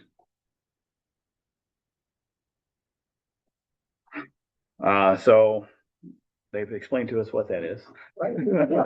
I'm not sure we understand, but they've explained what it is, and that agreement will be executed before they can even put power to the grid. And I'm sure they'll provide a copy of that as part of the file to the township. So that standard is satisfied. 18 liability insurance, consumers submitted the insurance liability coverage for the project, the amount of $2 million per occurrence. With the township named as the insured party, liability insurance, coverage shall continue for the life of this project. They did submit that, certificate, That's in here. so we did confirm that. Mhm. Are we listed as named insured on that? Where's the column? Yeah. Here, this is- Do you happen to know the off the top? Bottom left. It is. Yeah, Might get it off. it is. Okay, yeah. You said that again, so the township is, Yes, the township is listed as name insured.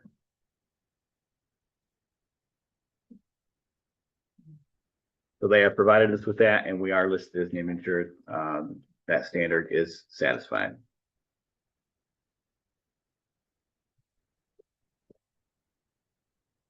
Uh, 19, protection of adjoining property. McKenna and their subcontract confirm that the project will not pose a safety hazard or unreasonable risk of harm to the occupancy of any adjoining properties or area wildlife. I'm just going to read the finding from our partners at McKenna. According to the Calhoun County records, there are 3 adjacent properties that are not owned by consumers. The adjacent property with the residential dwelling is estimated to have a separation of over 1,000 linear feet as measured from the residential dwelling to the property boundary. Further, given the separation requirement between the property boundaries and the outer edge of the solar facility, it is not anticipated that such a facility will pose a safety hazard or unreasonable risk or harm to adjoining properties, so long as the other provisions are satisfied. That standard also is satisfied. 20, operation, maintenance, and issue resolution. The Planning Commission finds that Consumers is committed to keeping and maintaining the project in good repair at all times by posting the maintenance bond. Seth, do we want to tackle that in the condition? yeah, so just to put the public and the planning commission in concern, right? What we're doing is we're tying the maintenance bond and decommissioning bond into one. And it's addressed in the conditions of approval. So we will, when we go to do the conditions of approval, we will reference the submitted bid for the decommissioning. And then also, I think it was it attachment S for the maintenance bond? I think there were 3 quotes for that too. Was. We'll go over it when we get there, but I'm pretty sure. It was S? Okay.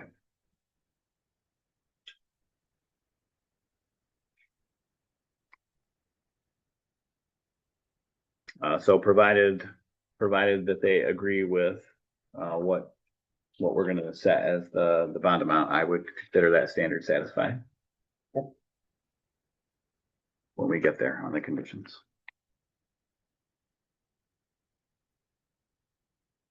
Uh, 21, inspection. Consumers agree to allow the township to inspect the project site upon issuing the special land use permit at any reasonable time, and will pay for any reasonable cost for a township consultant to assist with any such inspections. That also will be addressed in our conditions. It is, and then Mike, I just put in parentheses, 48 hours notice. Yes, so I believe the actual is 48 hours notice, Monday through Friday.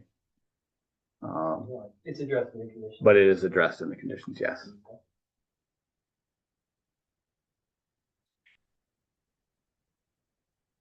So that standard is also satisfying. They have indicated that they are more than willing to have inspections with notice and with a consumer's energy, representative at all times.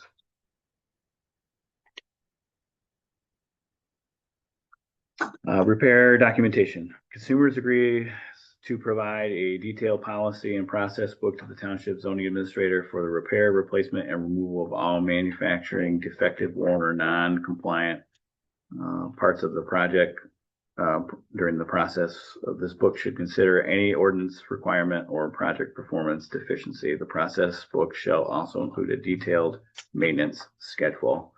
So they did submit a maintenance plan. As part of the packet, which outlines some of those things. You also heard them reference that they have, their own, process for recycling a damaged, panel if it comes in, or, whatever that case may be. Yeah, we've hired Com2 out of Illinois. They're a certified recycler, so if you want to Google them. Okay. What was the name again? Com2, COM number 2.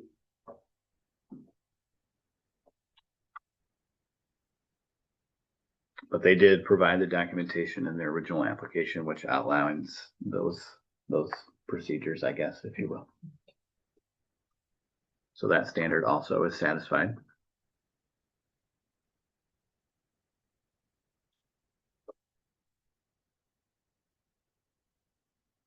Next is 23, the general maintenance bond. Do we want to just address that in the conditions? Or would you like us to do that now? Let's do it in the conditions. I think I could reword this a little bit. Okay. I think what I'm gonna do here is just delete the words in the amount of. Okay. Okay, and I started that I added prior to commencement of the project, consumers will post a general maintenance bond in the, to guarantee that all aspects of this ordinance are met, et cetera. So I think that gets us there. Okay. So we will consider this satisfied with the execution of said bond, which we will get into specifically in the conditions. Any questions on that change? 24, complaint resolution. Consumers has submitted complaint resolution procedure contained in their application to process any complaints made against this project. That was put in their original application. They've got a best practice, basically, kind of philosophy where they'll address that. And then, if there's something that needs to be addressed, via complaint, they can always, make a complaint down to the township, and then, kind of the township would be a part of that. But they did provide in their application what the process will be for handling a complaint. I believe it was 48 hours or something like that, best practice or something like that. I can't exactly remember what it was, but. Is that also part of the QR code? No, no. Separate. So the QR code was specifically something that consumers has decided to do independent from a complaint resolution, just to keep the public informed. So if you wanted to be, Could it be used for complaints? I would. PO box, there's no one we use for. We try to do at least a 3-day turnaround, depending on the question. So if the question requires a lot of research or engineering knowledge, it may take a little longer, but generally it'll be 3 business days. We get an answer back so you can realize. And if the answer is gonna take longer than we respond, that we received the We complaint receive. and that we're working on resolving. Which is outlined in their submitted plan. But just to confirm though, on the QR code, just to clarify for her question's sake, we're not gonna be able to, a resident can't, take the QR code and make a complaint via that system. That's only gonna be something that's one-way traffic only, correct? Okay. Yeah. So what that. Put you on a mailing list. Yeah, so what that means is you'll be on the mailing list, your email if you choose to provide it, and then when consumers have an update for whatever the project is, you'll get that update automatically. So that will not be an avenue to make a complaint. Okay. If there's a complaint to be made, whoever is making it should follow the, complaint resolution documents that are enclosed in the packet, which has the PO box, I believe it is, that they're referencing. Okay. We'll make sure that on that update list, deputy supervisor and the planning chair both have at least. Thanks. And all of you if you'd like. Thank you. On the list. You don't have to use the QR code. Okay, so does everybody understand kind of what that conversation was all about? Okay. They did provide us with that in their application, so that standard also is satisfied.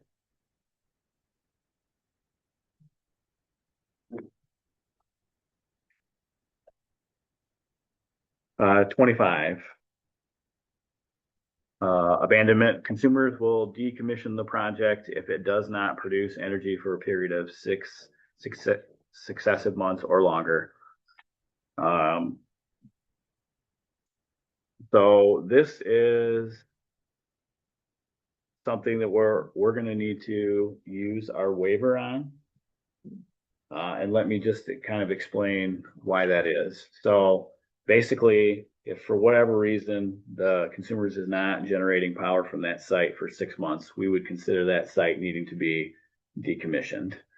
When we put in when we redid the solar ordinance a couple years ago, that was just a number that we kind of picked and used. We'd never processed an application before.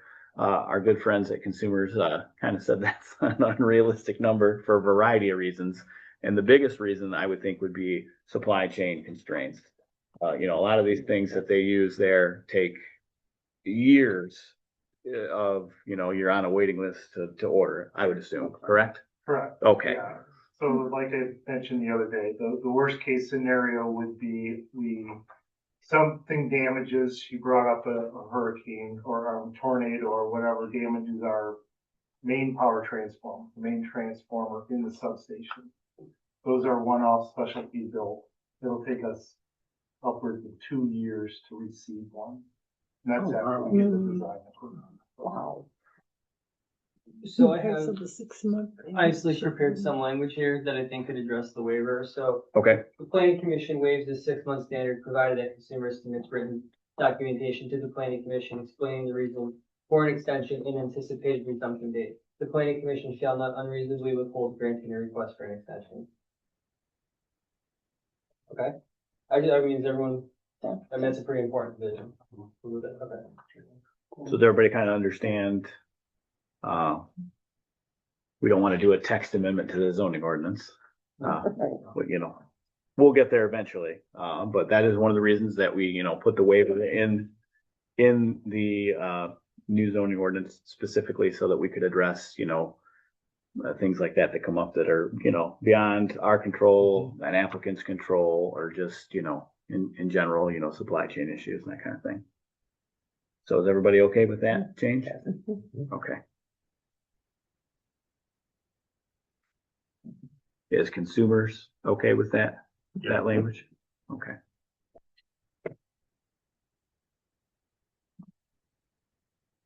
So given the language change there, that standard is satisfied.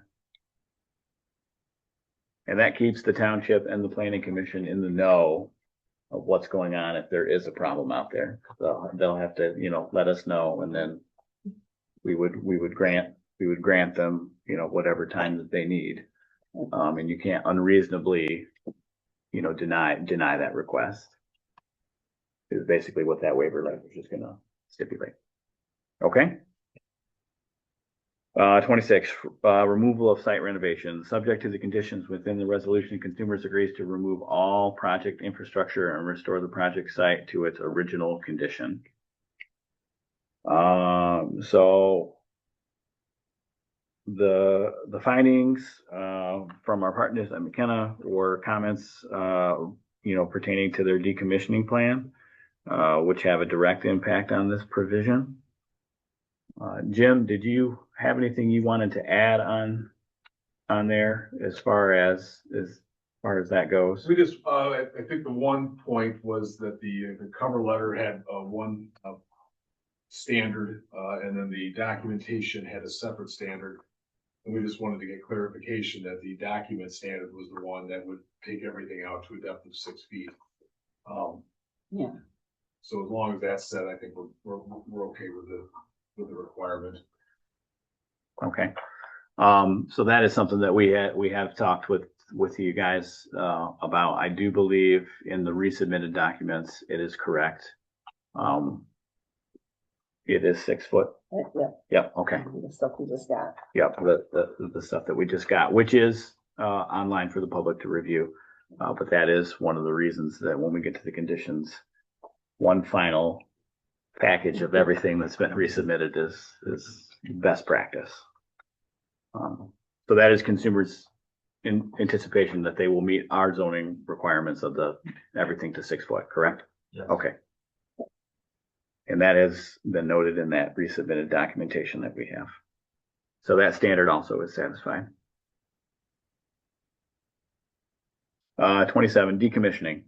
Decommissioning security guarantee shall be included in the maintenance bond in the amount of 125% of the average of the two independent removal quotes obtained by the township. The security guarantee shall be updated every 2 years at the rate of 1.5 times CPI, the consumer price index, for each year.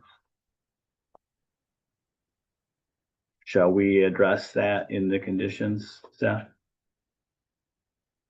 Yeah. Okay, so consumers has submitted their documentation in the quotes. For the decommissioning bond. We do have a copy in your packet of that. And when we, get to the conditions, we can certainly take a look at that. But they have indicated that they are willing to post the bond with us and do the general maintenance bond. They have provided us with those quotes as required by the ordinance. So that standard also,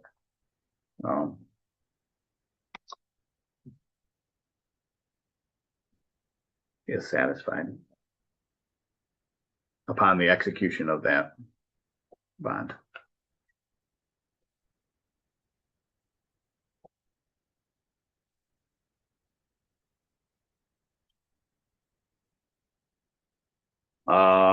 Just, I'll touch on the, findings on the bond, when we get to that in the conditions from the report from our partners at McKenna. And Jim can maybe explain a little bit of that as well. 28, transfer and sale. Consumers shall notify the township, and the special land use permit may be amended by the township. It says board on Yeah, here. we got it. So I rewrote this. Okay. Right. Consumers shall notify who we want it to go to, the township, the township board or planning commission or the zoning administrator. Like we have to find out. I don't necessarily know if planning commission and if the board wants to know or there's no very wrong answer. Okay, so transfer of sale, does that mean that we have to amend their special land use? No, so it's gonna Okay. continue. Right, Okay. continues with the property for Continues, the and life of conditions say the, that it Okay. continues with, future successors or future owners. So I wrote this to say consumers shall notify them to figure out who we want to notify if the transfer or sale of the project, at the time of the transfer or sale of the project. so in this situation, if there's nothing for the planning commission to do, like, we don't have to site amend anything, even if it's just to change the name on the special land use. I would think that the zoning administrator would be who should be notified there.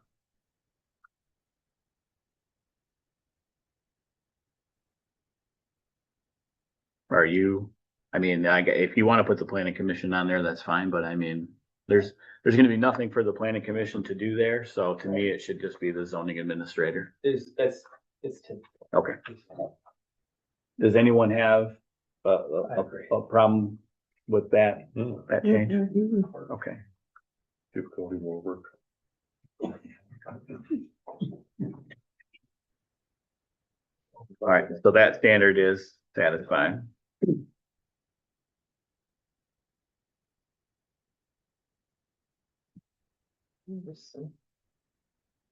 And that is basically just in an event of a sale of the property. Right. I don't think they're anticipating that.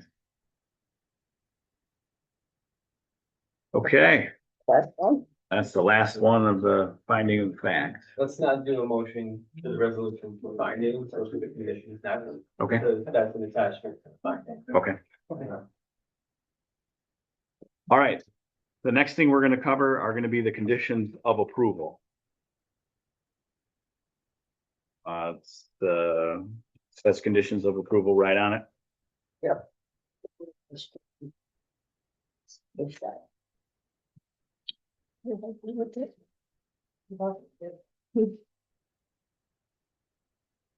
Thank you, briefly describe what we're doing here. Yes, So, go ahead. okay, so conditions of approval, I mean, everyone in here on the planning commission, you've seen most applications, there's always some sort of condition that get attached.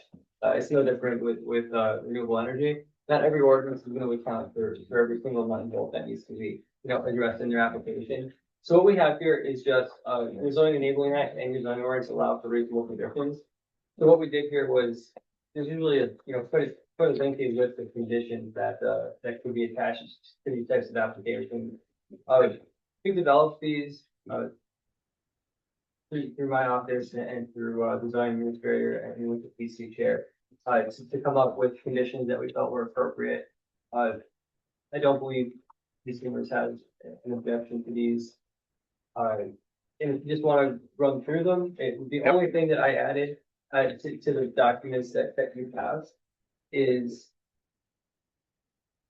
consumers shall specify where its emergency response team is located to serve the subject property in case of an emergency by providing written confirmation to the zoning administrator prior to construction. I think that was something that got discussed. And that's essentially it. If you want to run through them so you can discuss and make Yep. sure they're appropriate, this should go a little faster than finding back. Right. All right. We hope. Sure. All right, so I will read each one of these guys and then we'll just, briefly see if anybody has any thoughts on them. Again, conditions of approval, as Seth has said, normally, they have to be reasonable. They can't be unreasonable as far as that goes. So 1, special use permit conditions. The Township, Bedford Planning Commission approves consumers special land use application subject to the following reasonable conditions pursuant to section 13.4 of the zoning ordinance and site plan approval as authorized by section 13.03 D1B of the zoning ordinance. All conditions are intended to ensure that the project complies with the requirements of the zoning ordinance. 2, the Charter Township Bedford Planning Commission approves consumers special land use application for an 18 megawatt utility grid solar energy system on the property described in the notice and on the site plan dated 6/3/25. So that is a little bit of a change. So when we noticed it, when we noticed for the public hearing, we just estimated what the project was going to be. They have confirmed with us that it is 18 megawatts, correct? Okay. So that's where the 18 is here. Maybe if you've read so much, you probably don't even remember it said 20 in the notice. Okay. A, all applicable requirements of the zoning ordinance must be met in its entirety, as well as other applicable laws, ordinances, and rules of the federal, state, county, and township government. Any deviation from the approval, permit, and site plan approved in terms requires planning commission approval. And that's for them or future owners or assigns. I'd be surprised if this project got transferred because it's utility, but that's. B, consumers shall provide the township zoning administrator a copy of the agreement between consumers and the Calhoun County Road Department regarding commitments to the road maintenance and repair during the construction of the project. So some of this will be a little bit redundant, guys, but it's important that, you're specific with the reasonable conditions so that everyone is on the same page. Can I C, do C, because I have a couple of revisions here? yes, please. Okay, so for C, consumers, consumers will enter into a maintenance, okay, yeah, I think we're getting rid of, the maintenance and decommissioning agreement as we discussed, right? So I think what we need to do here is just confirm the amount of the maintenance and decommissioning bond. I don't have that number off the top of my head, is somebody? Okay, yep. So from the findings from our partners at McKenna, the applicant engineering the applicant's engineering team as it relates to decommissioning, Black and VTEC, Beach, thank you. Man, these words are moving around here. Notes that the total cost of decommissioning is $4,031,996, with indirect costs adding $1,007,999, bringing the total estimated decommissioning cost to $5,039,995. You said again, 5 million. $39,995. That comes from a direct quote that we were given as per the zoning ordinance standards, which everybody should have had a copy of the revised one. There's been a couple of different ones, but that is the most up-to-date final decommissioning cost.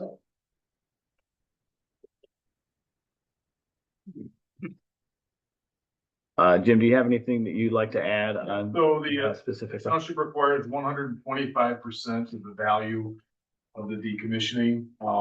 Ironically, the indirect costs here is exactly 25% of the direct costs. So if the ordinance doesn't specifically indicate direct or indirect, but if you take the direct costs and you do 125% of for the bond, it will cover the entirety of the decommissioning estimate.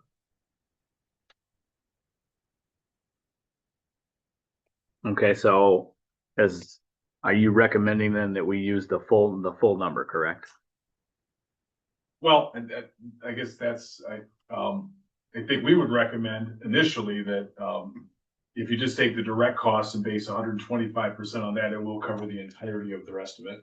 So Okay. I would recommend that, but we wanted to give you the entirety of what you see.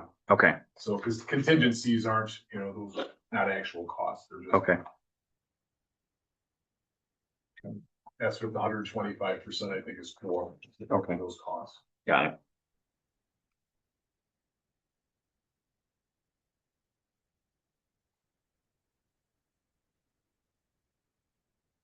So do we need to touch on the maintenance portion of the bond, Seth? No, 'cause, I mean, the way I have it structured here is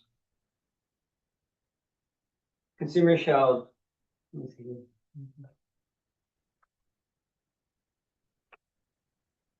Make the first number a little bit.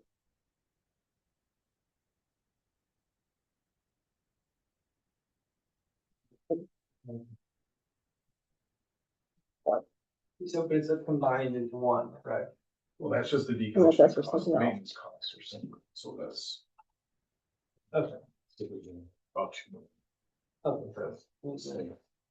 Okay. And you just leave me that around. I can weigh in on how the bonds work once they get pulled, say for maintenance. Then they would need to be replenished back to the full amount. And so, it's really not necessary to add the general maintenance costs on top of the decommissioning cost. Because if you pull for the general maintenance, then we have to replenish the bond amount to that full decon amount. And the full decon amount was that $5 million number? Yes. And then it exceeds the general maintenance. The total decom was before the indirect, also with the initial 1 million. Okay. Which is at 25%. So I did have a clarification. So in the, email that you sent over that we were going to, on the topics we were going to touch on here, it says decommissioning general maintenance bond will be provided to the township in the amount of $6 million. Prior to, Yeah, that was the typo. that's typo. Okay. I just want to confirm that is the case. I assume that to be. Right.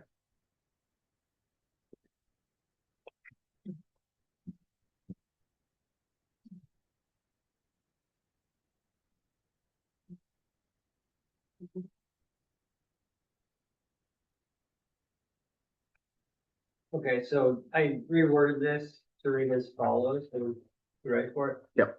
Okay, so I read this to you.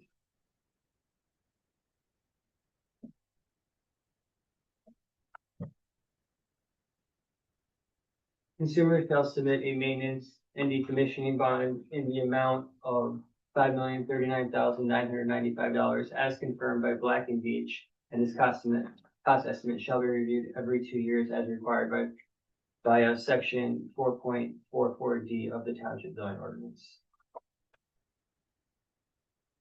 And then consumers shall provide written proof annually to the township clerk that the financial surety and performance guarantee is valid. Everyone okay with that? Peter, you guys good with that language change? You good with that language change Yeah. on it? Oh, yeah. Okay. So just so, you know, for the public's, you know, concern, I guess, it was very important that the township hold the bond on that, and consumers has met, you know, met the expectation with that condition, with us combining the two, the maintenance and the decommissioning bond together, so that they don't have to have a third bond. Is why we're combining those two. It was discussed, you know, early on that it was very important that we hold the bond, you know, the township, rather than MDARD, or, you know, as is often the case. So, we appreciate consumers' willingness to meet us on that. Any questions on that one? Okay. And these will all be amended, and then part of the meeting minutes, you know, when we, you know, get to that point. Are we good to continue on, Seth? Yeah, I think so. Okay, all right. D, the decommissioning plan cost shall be updated every 2 years by consumers and confirmed by the township approved third-party engineering firm at the cost of consumers. The bond will adjust and as required and approved by the township planning commission. Agreed. Okay.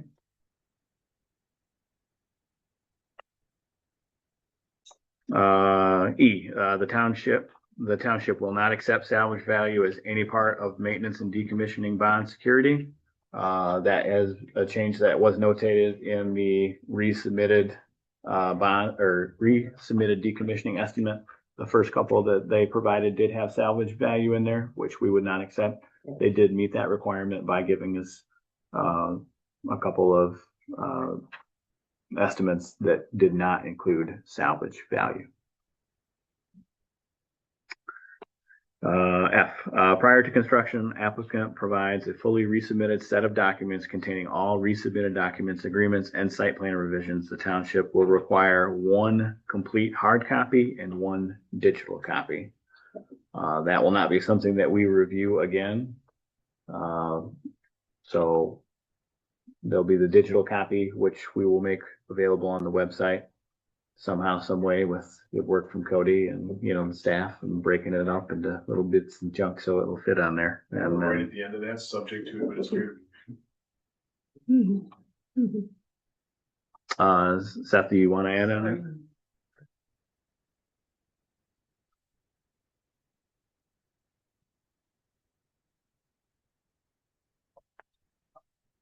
I mean, yeah, we should add something on there so that we can confirm. Yeah, so a complete hard copy and one digital copy shall be submitted to the zoning administrator for review and confirmation. That get us there.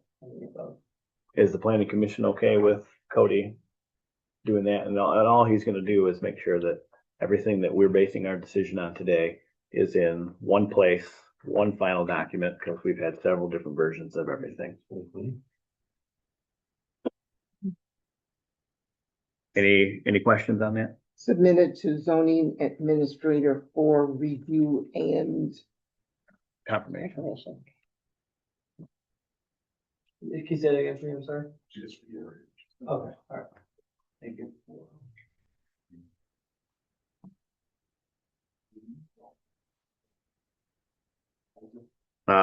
Is G even relevant now? The maintenance bond and decommissioning bond maybe? No, I was just gonna say. Okay, all right.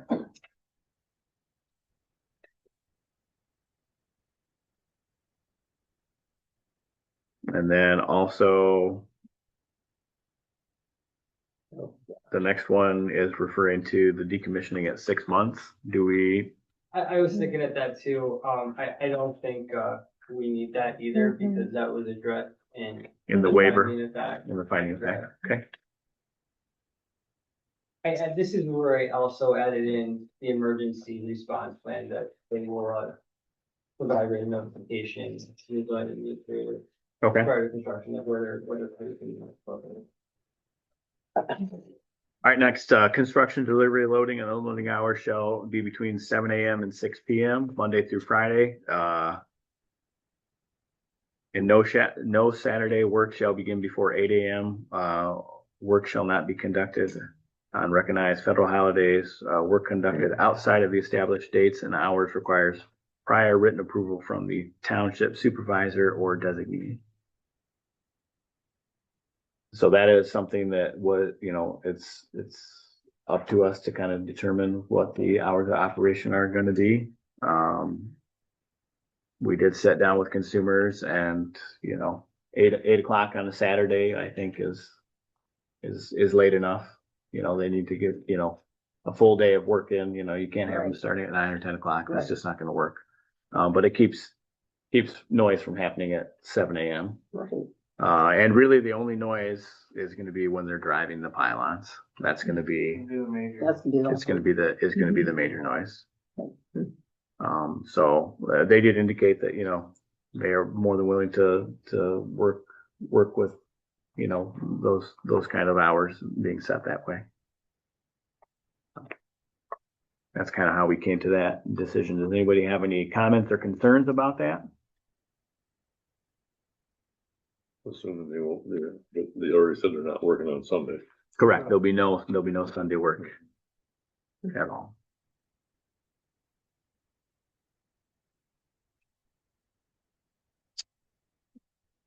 Okay, next, the consumer shall provide the township an as-built ALTA, American Land Title Association survey that includes all locations of any posts that have concrete foundations.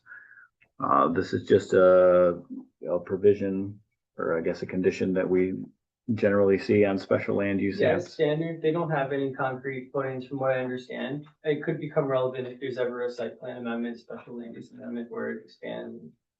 It's something to deal with in the future, but as of today, it's not. As part of ongoing operations and maintenance of the project, consumers shall annually inspect the fence, vegetation buffers during the growing season at its expense and required by the zoning ordinance for the life of the project. So it's just stating that they're gonna, inspect their grounds, and if there's a problem, they're gonna, address it. Right. Okay. Consumers shall notify via post mail adjacent neighbors no later than 30 days prior to the start of construction. Consumers shall provide the proof that the project maintains a current insurance policy with the bond rating acceptable to the township to cover installation operations prior to issuance of the building permit. I'm just gonna change the word proof to written verification. Okay.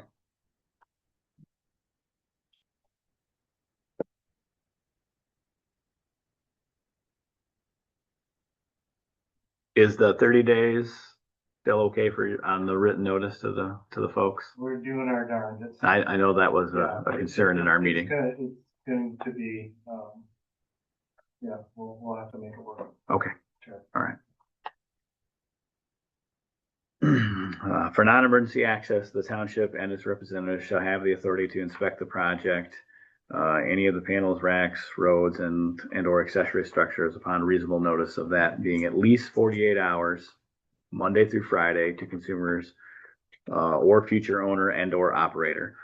The owner operator may require that a representative of the owner and or operator accompany the township or its representatives on any inspections, and all visitors will adhere to all on-site safety protocols. So they touched on that in their presentation. Yep. They're more than willing to have our representatives out there if there needs to be. Just needs to be noticed within at least 48 hours in advance, only Monday through Friday. And you're going to have an escort at all times. Did they eliminate him? Sorry? Here, eliminate him.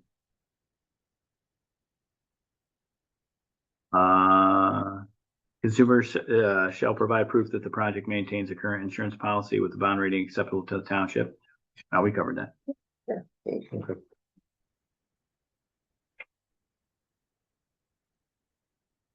Next, the special land use permit, including all conditions of approval and the site plans, including any conditions of the site plan approval shall apply to and bind consumers, any successors, assigns, purchasers, transferees, or subsequent owners. Any successor, assigned, purchaser, transferee, or subsequent owner and or operator shall comply with all the conditions of the special land use permit and site plans approval.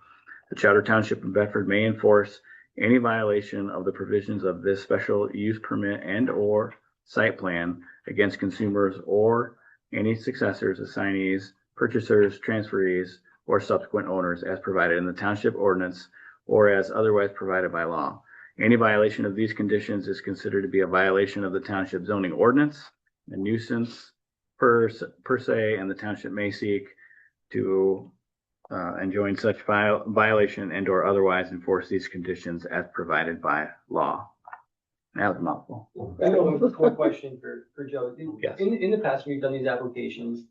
Have townships ever recorded the finding of fact and the conditions on your deed? That was one question I had for you guys as well, if this is something that you're. I have no objection to it. It's more, it's not really gonna impact you. It's just if there's ever, Another transfer. yeah. You could also record a memorandum. You Okay. don't have to record necessarily the whole. Yeah, cause I've just dealt with this recently a few times where it would have been a lot easier if something was recorded, not renewable, just other similar things. So, yeah, so I think if we record something, just add that in there. I would just ask that the resolution be printed in the proper format, and they have so much clear space at the top. There's, the Register of Deeds has standards as to how it has to be printed. Okay.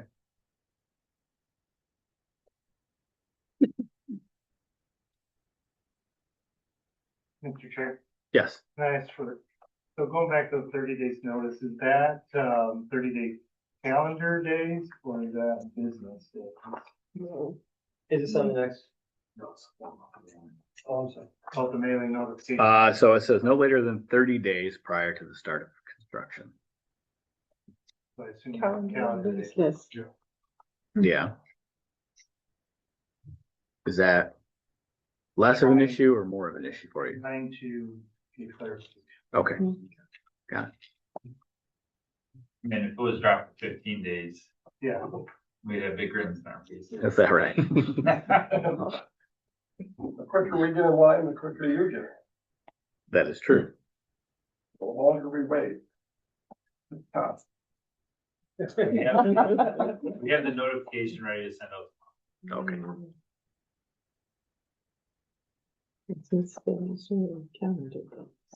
It just says 30 days. So I would consider that calendar days. Clock starts at when they send. So within, no later than 30 days prior to the start of construction.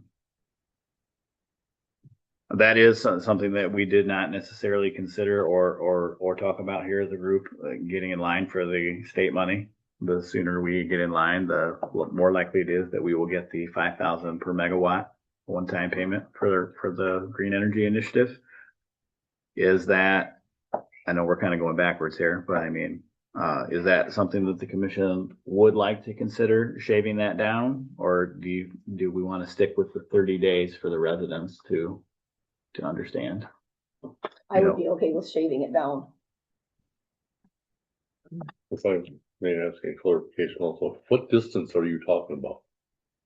How far out from the project are you talking about this mail? You're not gonna mail somebody No. on south of Bedford. So the understanding is that they are going to get the notice list that we sent out to those for the public hearing, which is how much? I think it was 2023, Including the utilities. including the utilities, so less than that. Okay. That was who that was for. So basically the residents that are, the parcels that are all Okay. around. They're just talking Bedford residents, they're not talking Johnson. Correct, yes. No, this is only in regard to ours. Okay. Barb, do you have a thought on shaving that down? It's either way, it's okay with me, really. Shirley? Whatever works best for them, knowing our postal service. Sure. Kevin? True. Yes. I would think that. I would think shaving it down would be appropriate. 30 days is a long time.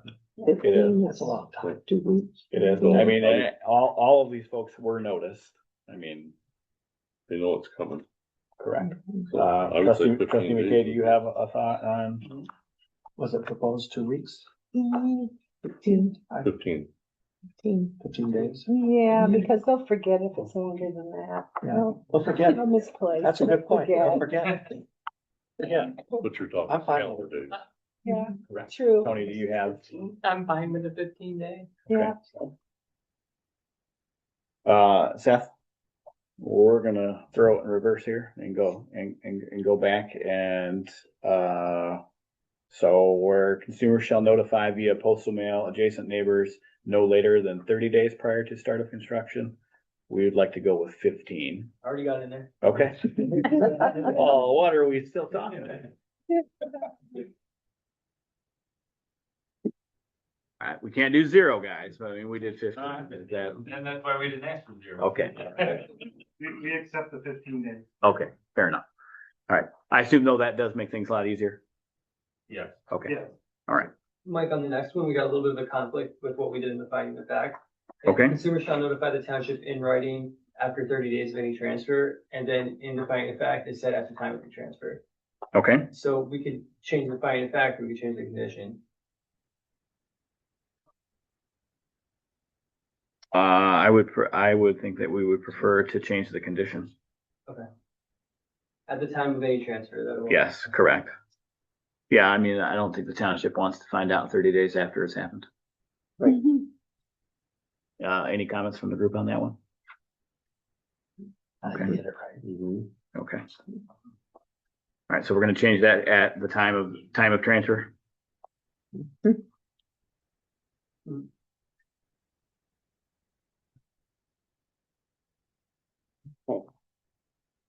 Am I good to move on, Seth? Are you good there? Okay, all right, no problem.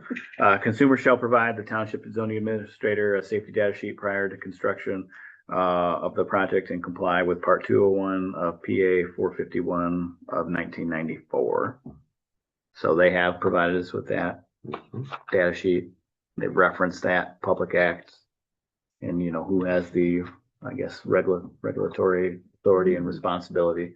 I will say that if you guys want to go check that out, I mean, it's a little bit of reading. But it is laid out as consumers says, like the process and who is responsible and all that jazz. If you're curious, if there is a contamination issue. Okay.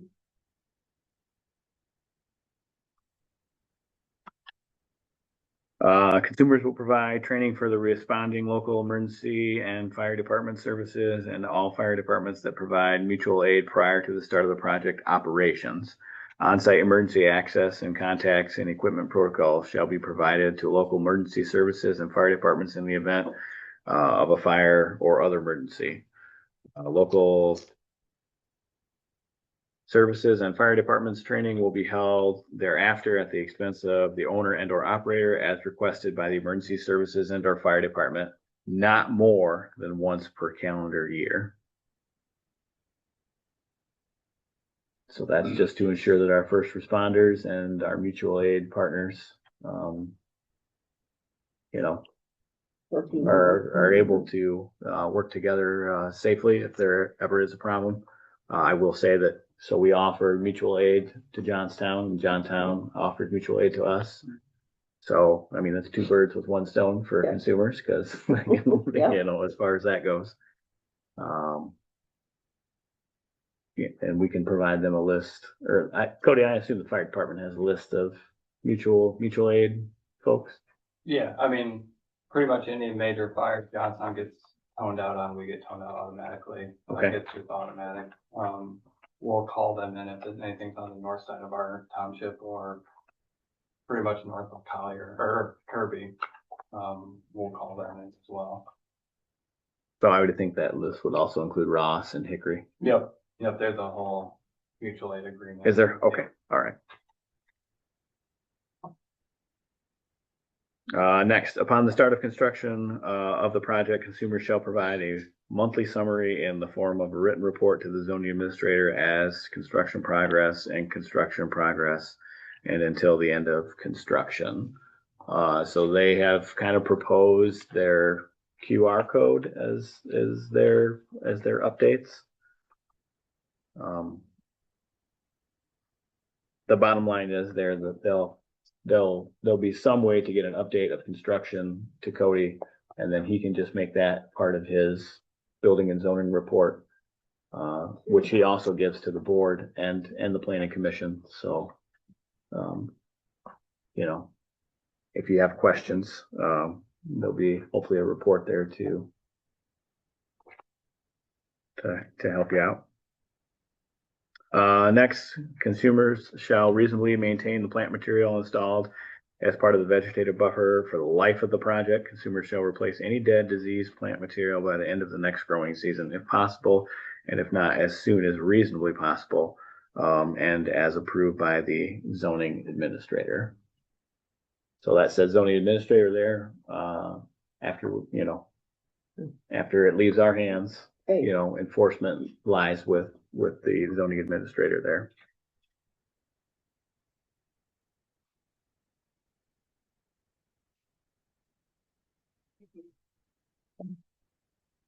And then the last one, consumers shall cooperate with the township in providing necessary information and completing necessary forms in order for the township to apply for the Renewable Ready Communities Award administered by the Michigan Department of Environment, Great Lakes, and Energy, which they have said several times that they have actually already completed, I believe, that your portion, correct? The developer portion. The developer portion. Yeah. And they were very helpful with the Berry County. So we'll assume the same or expect the same. Any questions on the conditions? Does anybody have, I guess, a discussion about a condition that wasn't on here that you'd like to discuss?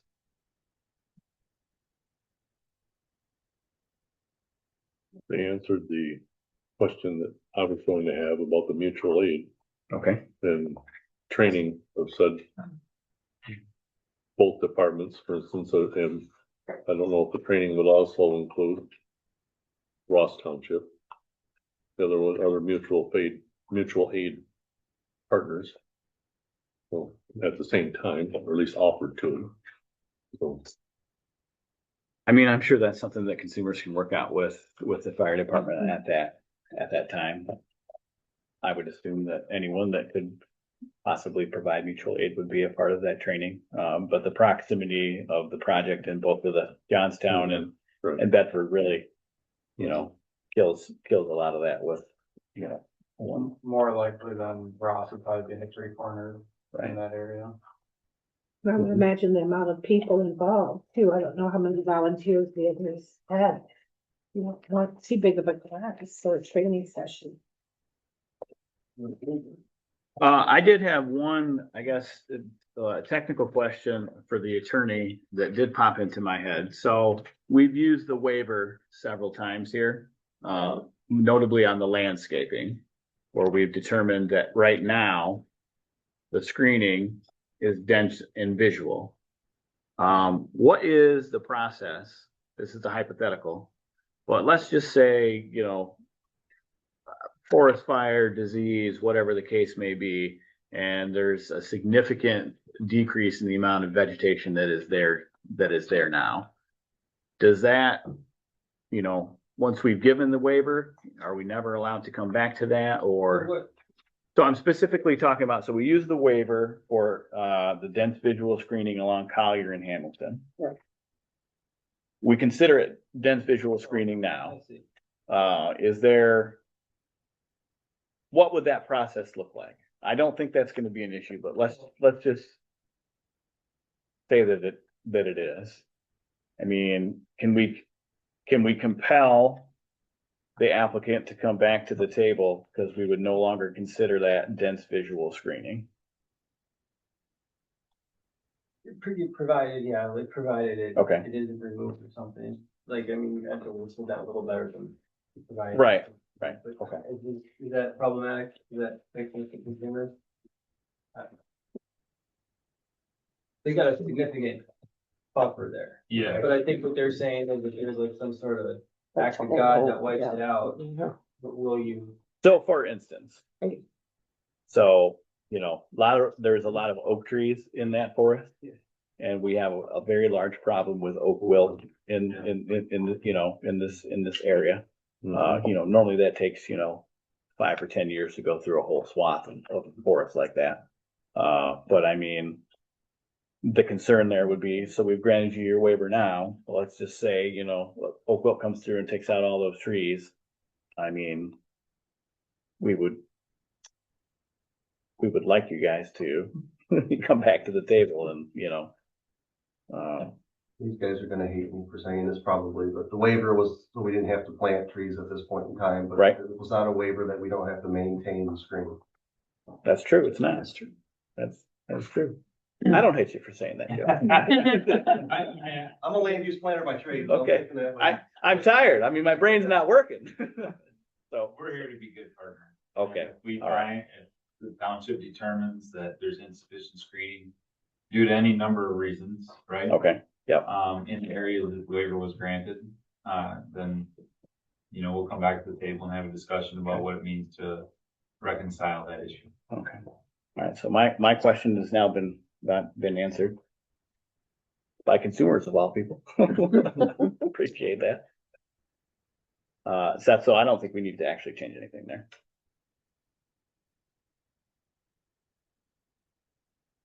Any other questions? Any other comments?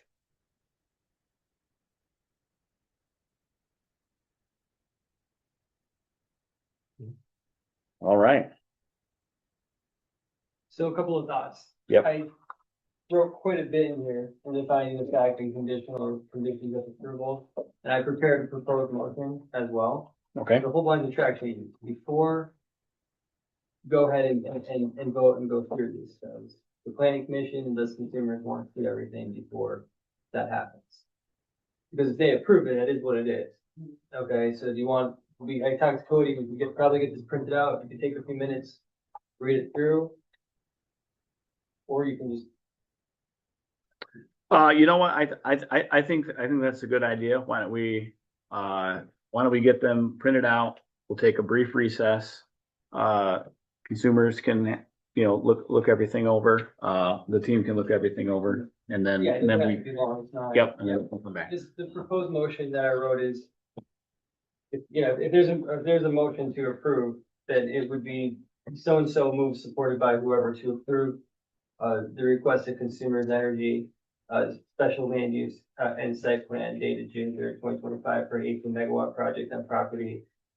Addressed as 23965 and 23675 Danville Road. I need the parcel number. Then because the standards contained in section 4.44D of the township zoning ordinance are satisfied. Pursuant to the reasons contained in this finding of fact, subject to the conditions of approval attached here to, and McKenna staff report dated, May 7th, 2025. I think that covered it. Yeah, let's take a, Do they have the Yep. authority to? yeah, they do, yes. Authorize it? Okay. So I will move to take a brief recess at 8:38. Do I have a second? Support.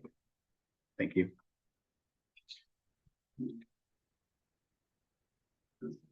All eyes.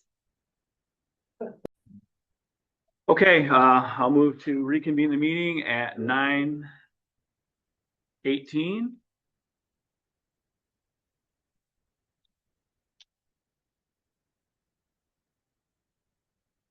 Before we get to the motion, I've got 2 changes that need to be read in. One on the condition of approval and one on the finding of fact.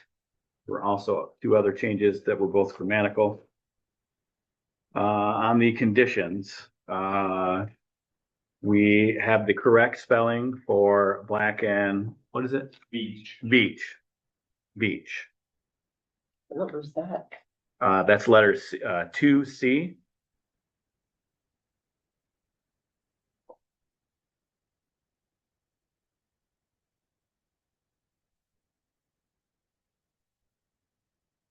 And then in the finding of fact, page 3, number 5, permitting cost. Do you have copies for everyone? I do not have copies for everyone. I'm just going to read it in. Right, thank you. You will get a copy. Right.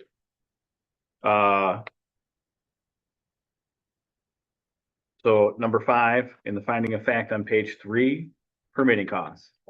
Consumers submitted an initial escrow fee of $12,000 October 10th, 2024, and replenished the escrow fee to $34,000 to reimburse the township its actual cost of processing their application. The escrow was used to pay the township's actual cost for hiring the township planning consultant, McKenna, and their subcontractors, the office of the township attorney, and other costs associated with processing consumers' application and site plan. Any excess amounts in escrow shall be refunded to consumers within 45 business days from the date of this resolution passing.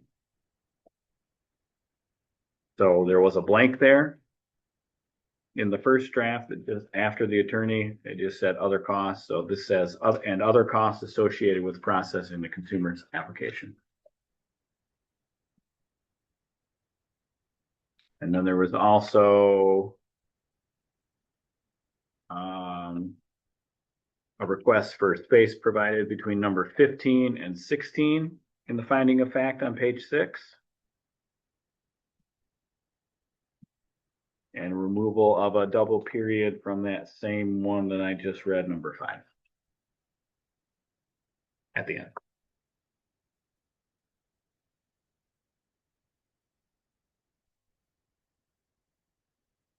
All right.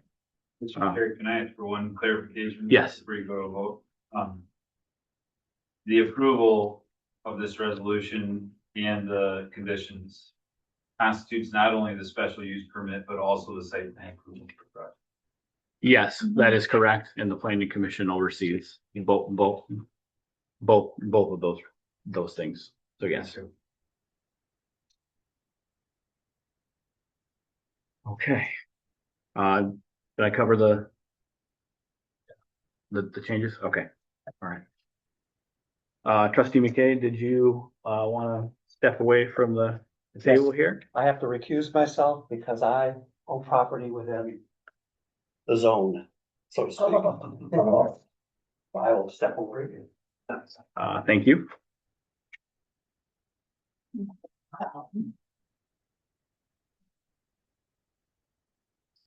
Okay. I will go ahead and make a motion here. Be it resolved, Commissioner Sty moves. Supported by, do I have support?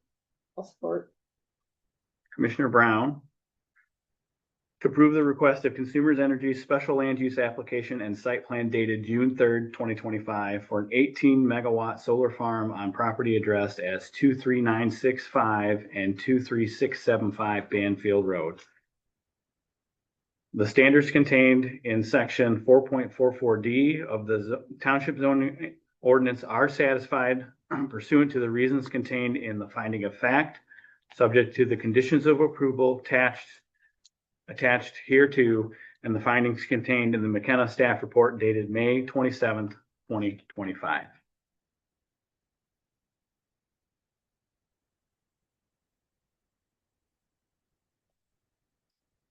Roll call when you're ready, please. No, I'm sorry, hold on. So a yes vote indicates approval of the project, and a no vote would be a denial of the project. Any discussion on the motion? No. Okay, roll call when you're ready. All right. Mike Stabb, Yes. Kevin Willison, Yes. Shirley Tuggle, yes. Barbara Jones, Yes. Claudia Brown, Yes. Tony Artis. Yes. 6 affirmative with Kay abstaining from this vote. The motion carries. All right. Thank you. Just for the clarification purpose, Yes. should it say the one abstained, but the one had to recuse? A recused abstain. Yes, What do you want? Recuse? we'll notate that in the minutes. Okay. Okay, I don't even know where my agenda is. I think somewhere in here. There we go. Thanks, Kevin. Always a good guy. Next on the agenda is open public comment time. We'll open that at 9:24. Is there any public comment? Can be about anything you want. I just need to thank the planning commission for the township, plus the members that are here, consumers, for all the work that's been done. I know it's been hard on both sides. I'm not participated in all of them, but I do thank you very much for that coming to an end. The only other thing I have to say is I talked to Greg Moore about the personal property tax. I think the township board needs to know that they need to start looking at that now, not wait till 2026. So, so I appreciate that. And then we were talking about the roads. And my only comment was to him, well, you've worked in Bedford Township and you've worked in Berry Township and you know what the roads are. So I hope you have a good contract with Calhoun County. That's all I have to say. Amen. All right. Thank you, Tom. Is there any other public comment? If I may, Mr. Chair. Yes, please. Approach the podium. Absolutely. If it's not a green light, that's Just press it. Yeah, you just press it. It'll go, press it one more time. It'll turn green. screen now. Okay, perfect. My name is Pete Wyckoff. I'm a former resident of Bedford Township. I'm not a current resident of Bedford Township. I just wanted to come on behalf of Consumers Energy, thank the board for all their hard work. Thank the planning chair, the zoning administrator, their legal counsel, McKenna, and all the residents that have come and voiced their concerns so that we can help alleviate those concerns. And just want to reiterate that we're really trying to be the best partner that we can with the community, and really appreciate the process we've worked through here, the accountability that the board has held us to, and look forward to this project supporting the community in the future. So thank you. Thank you. Any other comment? Close that at 9:26. Next item on the agenda is planning commission member time. Claudia? I'd just like to thank everyone, and it's been a long process for all of us, and I'm very happy we can come together and can do an agreement and get your project started. Thank you. Barb? Yes, I want to thank Consumer Power. You guys delivered a lot of information. You did. I mean, we did ask a lot of questions, but oh my goodness, I have so much paper at home.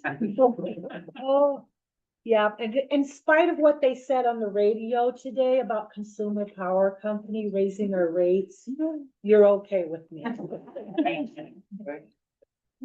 That's funny. Thank you, Barb. Shirley? Just want to say it's a new venture for clean energy, and I think it's going to be all that much better for both company and for those who invest in our future. So thank you, guys. You, Kevin? I too want to thank all the planning commission and especially Consumers Energy for getting the information that we need on a pretty timely basis. So, thank you. Trustee McKay? Again, I want to thank the planning commission. I also want to thank consumers.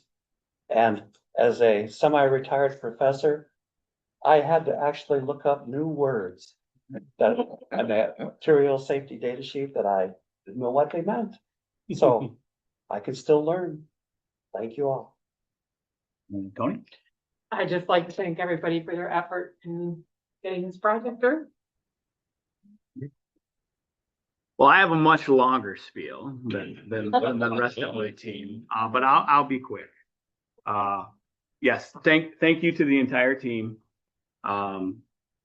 Cody, Seth, this has been certainly a marathon, not a sprint. Especially here, although it's been a sprint the last 30 days. Appreciate all your guys' help. All the members of the team, the questions, and curiosity and reviewing the material. I really appreciate that. Our journey started with this in October of 22, when the board asked us to take a look at the solar ordinance. Certainly a different ordinance now than what we had later, or before. And this team, most of us, were a part of that. And that is really fulfilling today to see an applicant come in and adhere to all of the standards within the zoning ordinance, which is what the goal was from the very, very beginning. I'm sure that, to a man in the bar, they would probably tell you that there were a few things that they wouldn't like to do.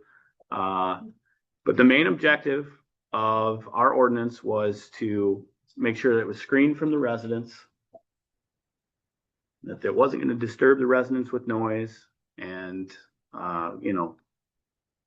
we've met that. We've met that and then some. So I would like to thank consumers for working with us when, they didn't have to. They could have went to the state, and who knows what that would have been, and all that other stuff. So I know this process has probably taken a little bit longer than you would have liked it to. We appreciate your patience. I appreciate your patience.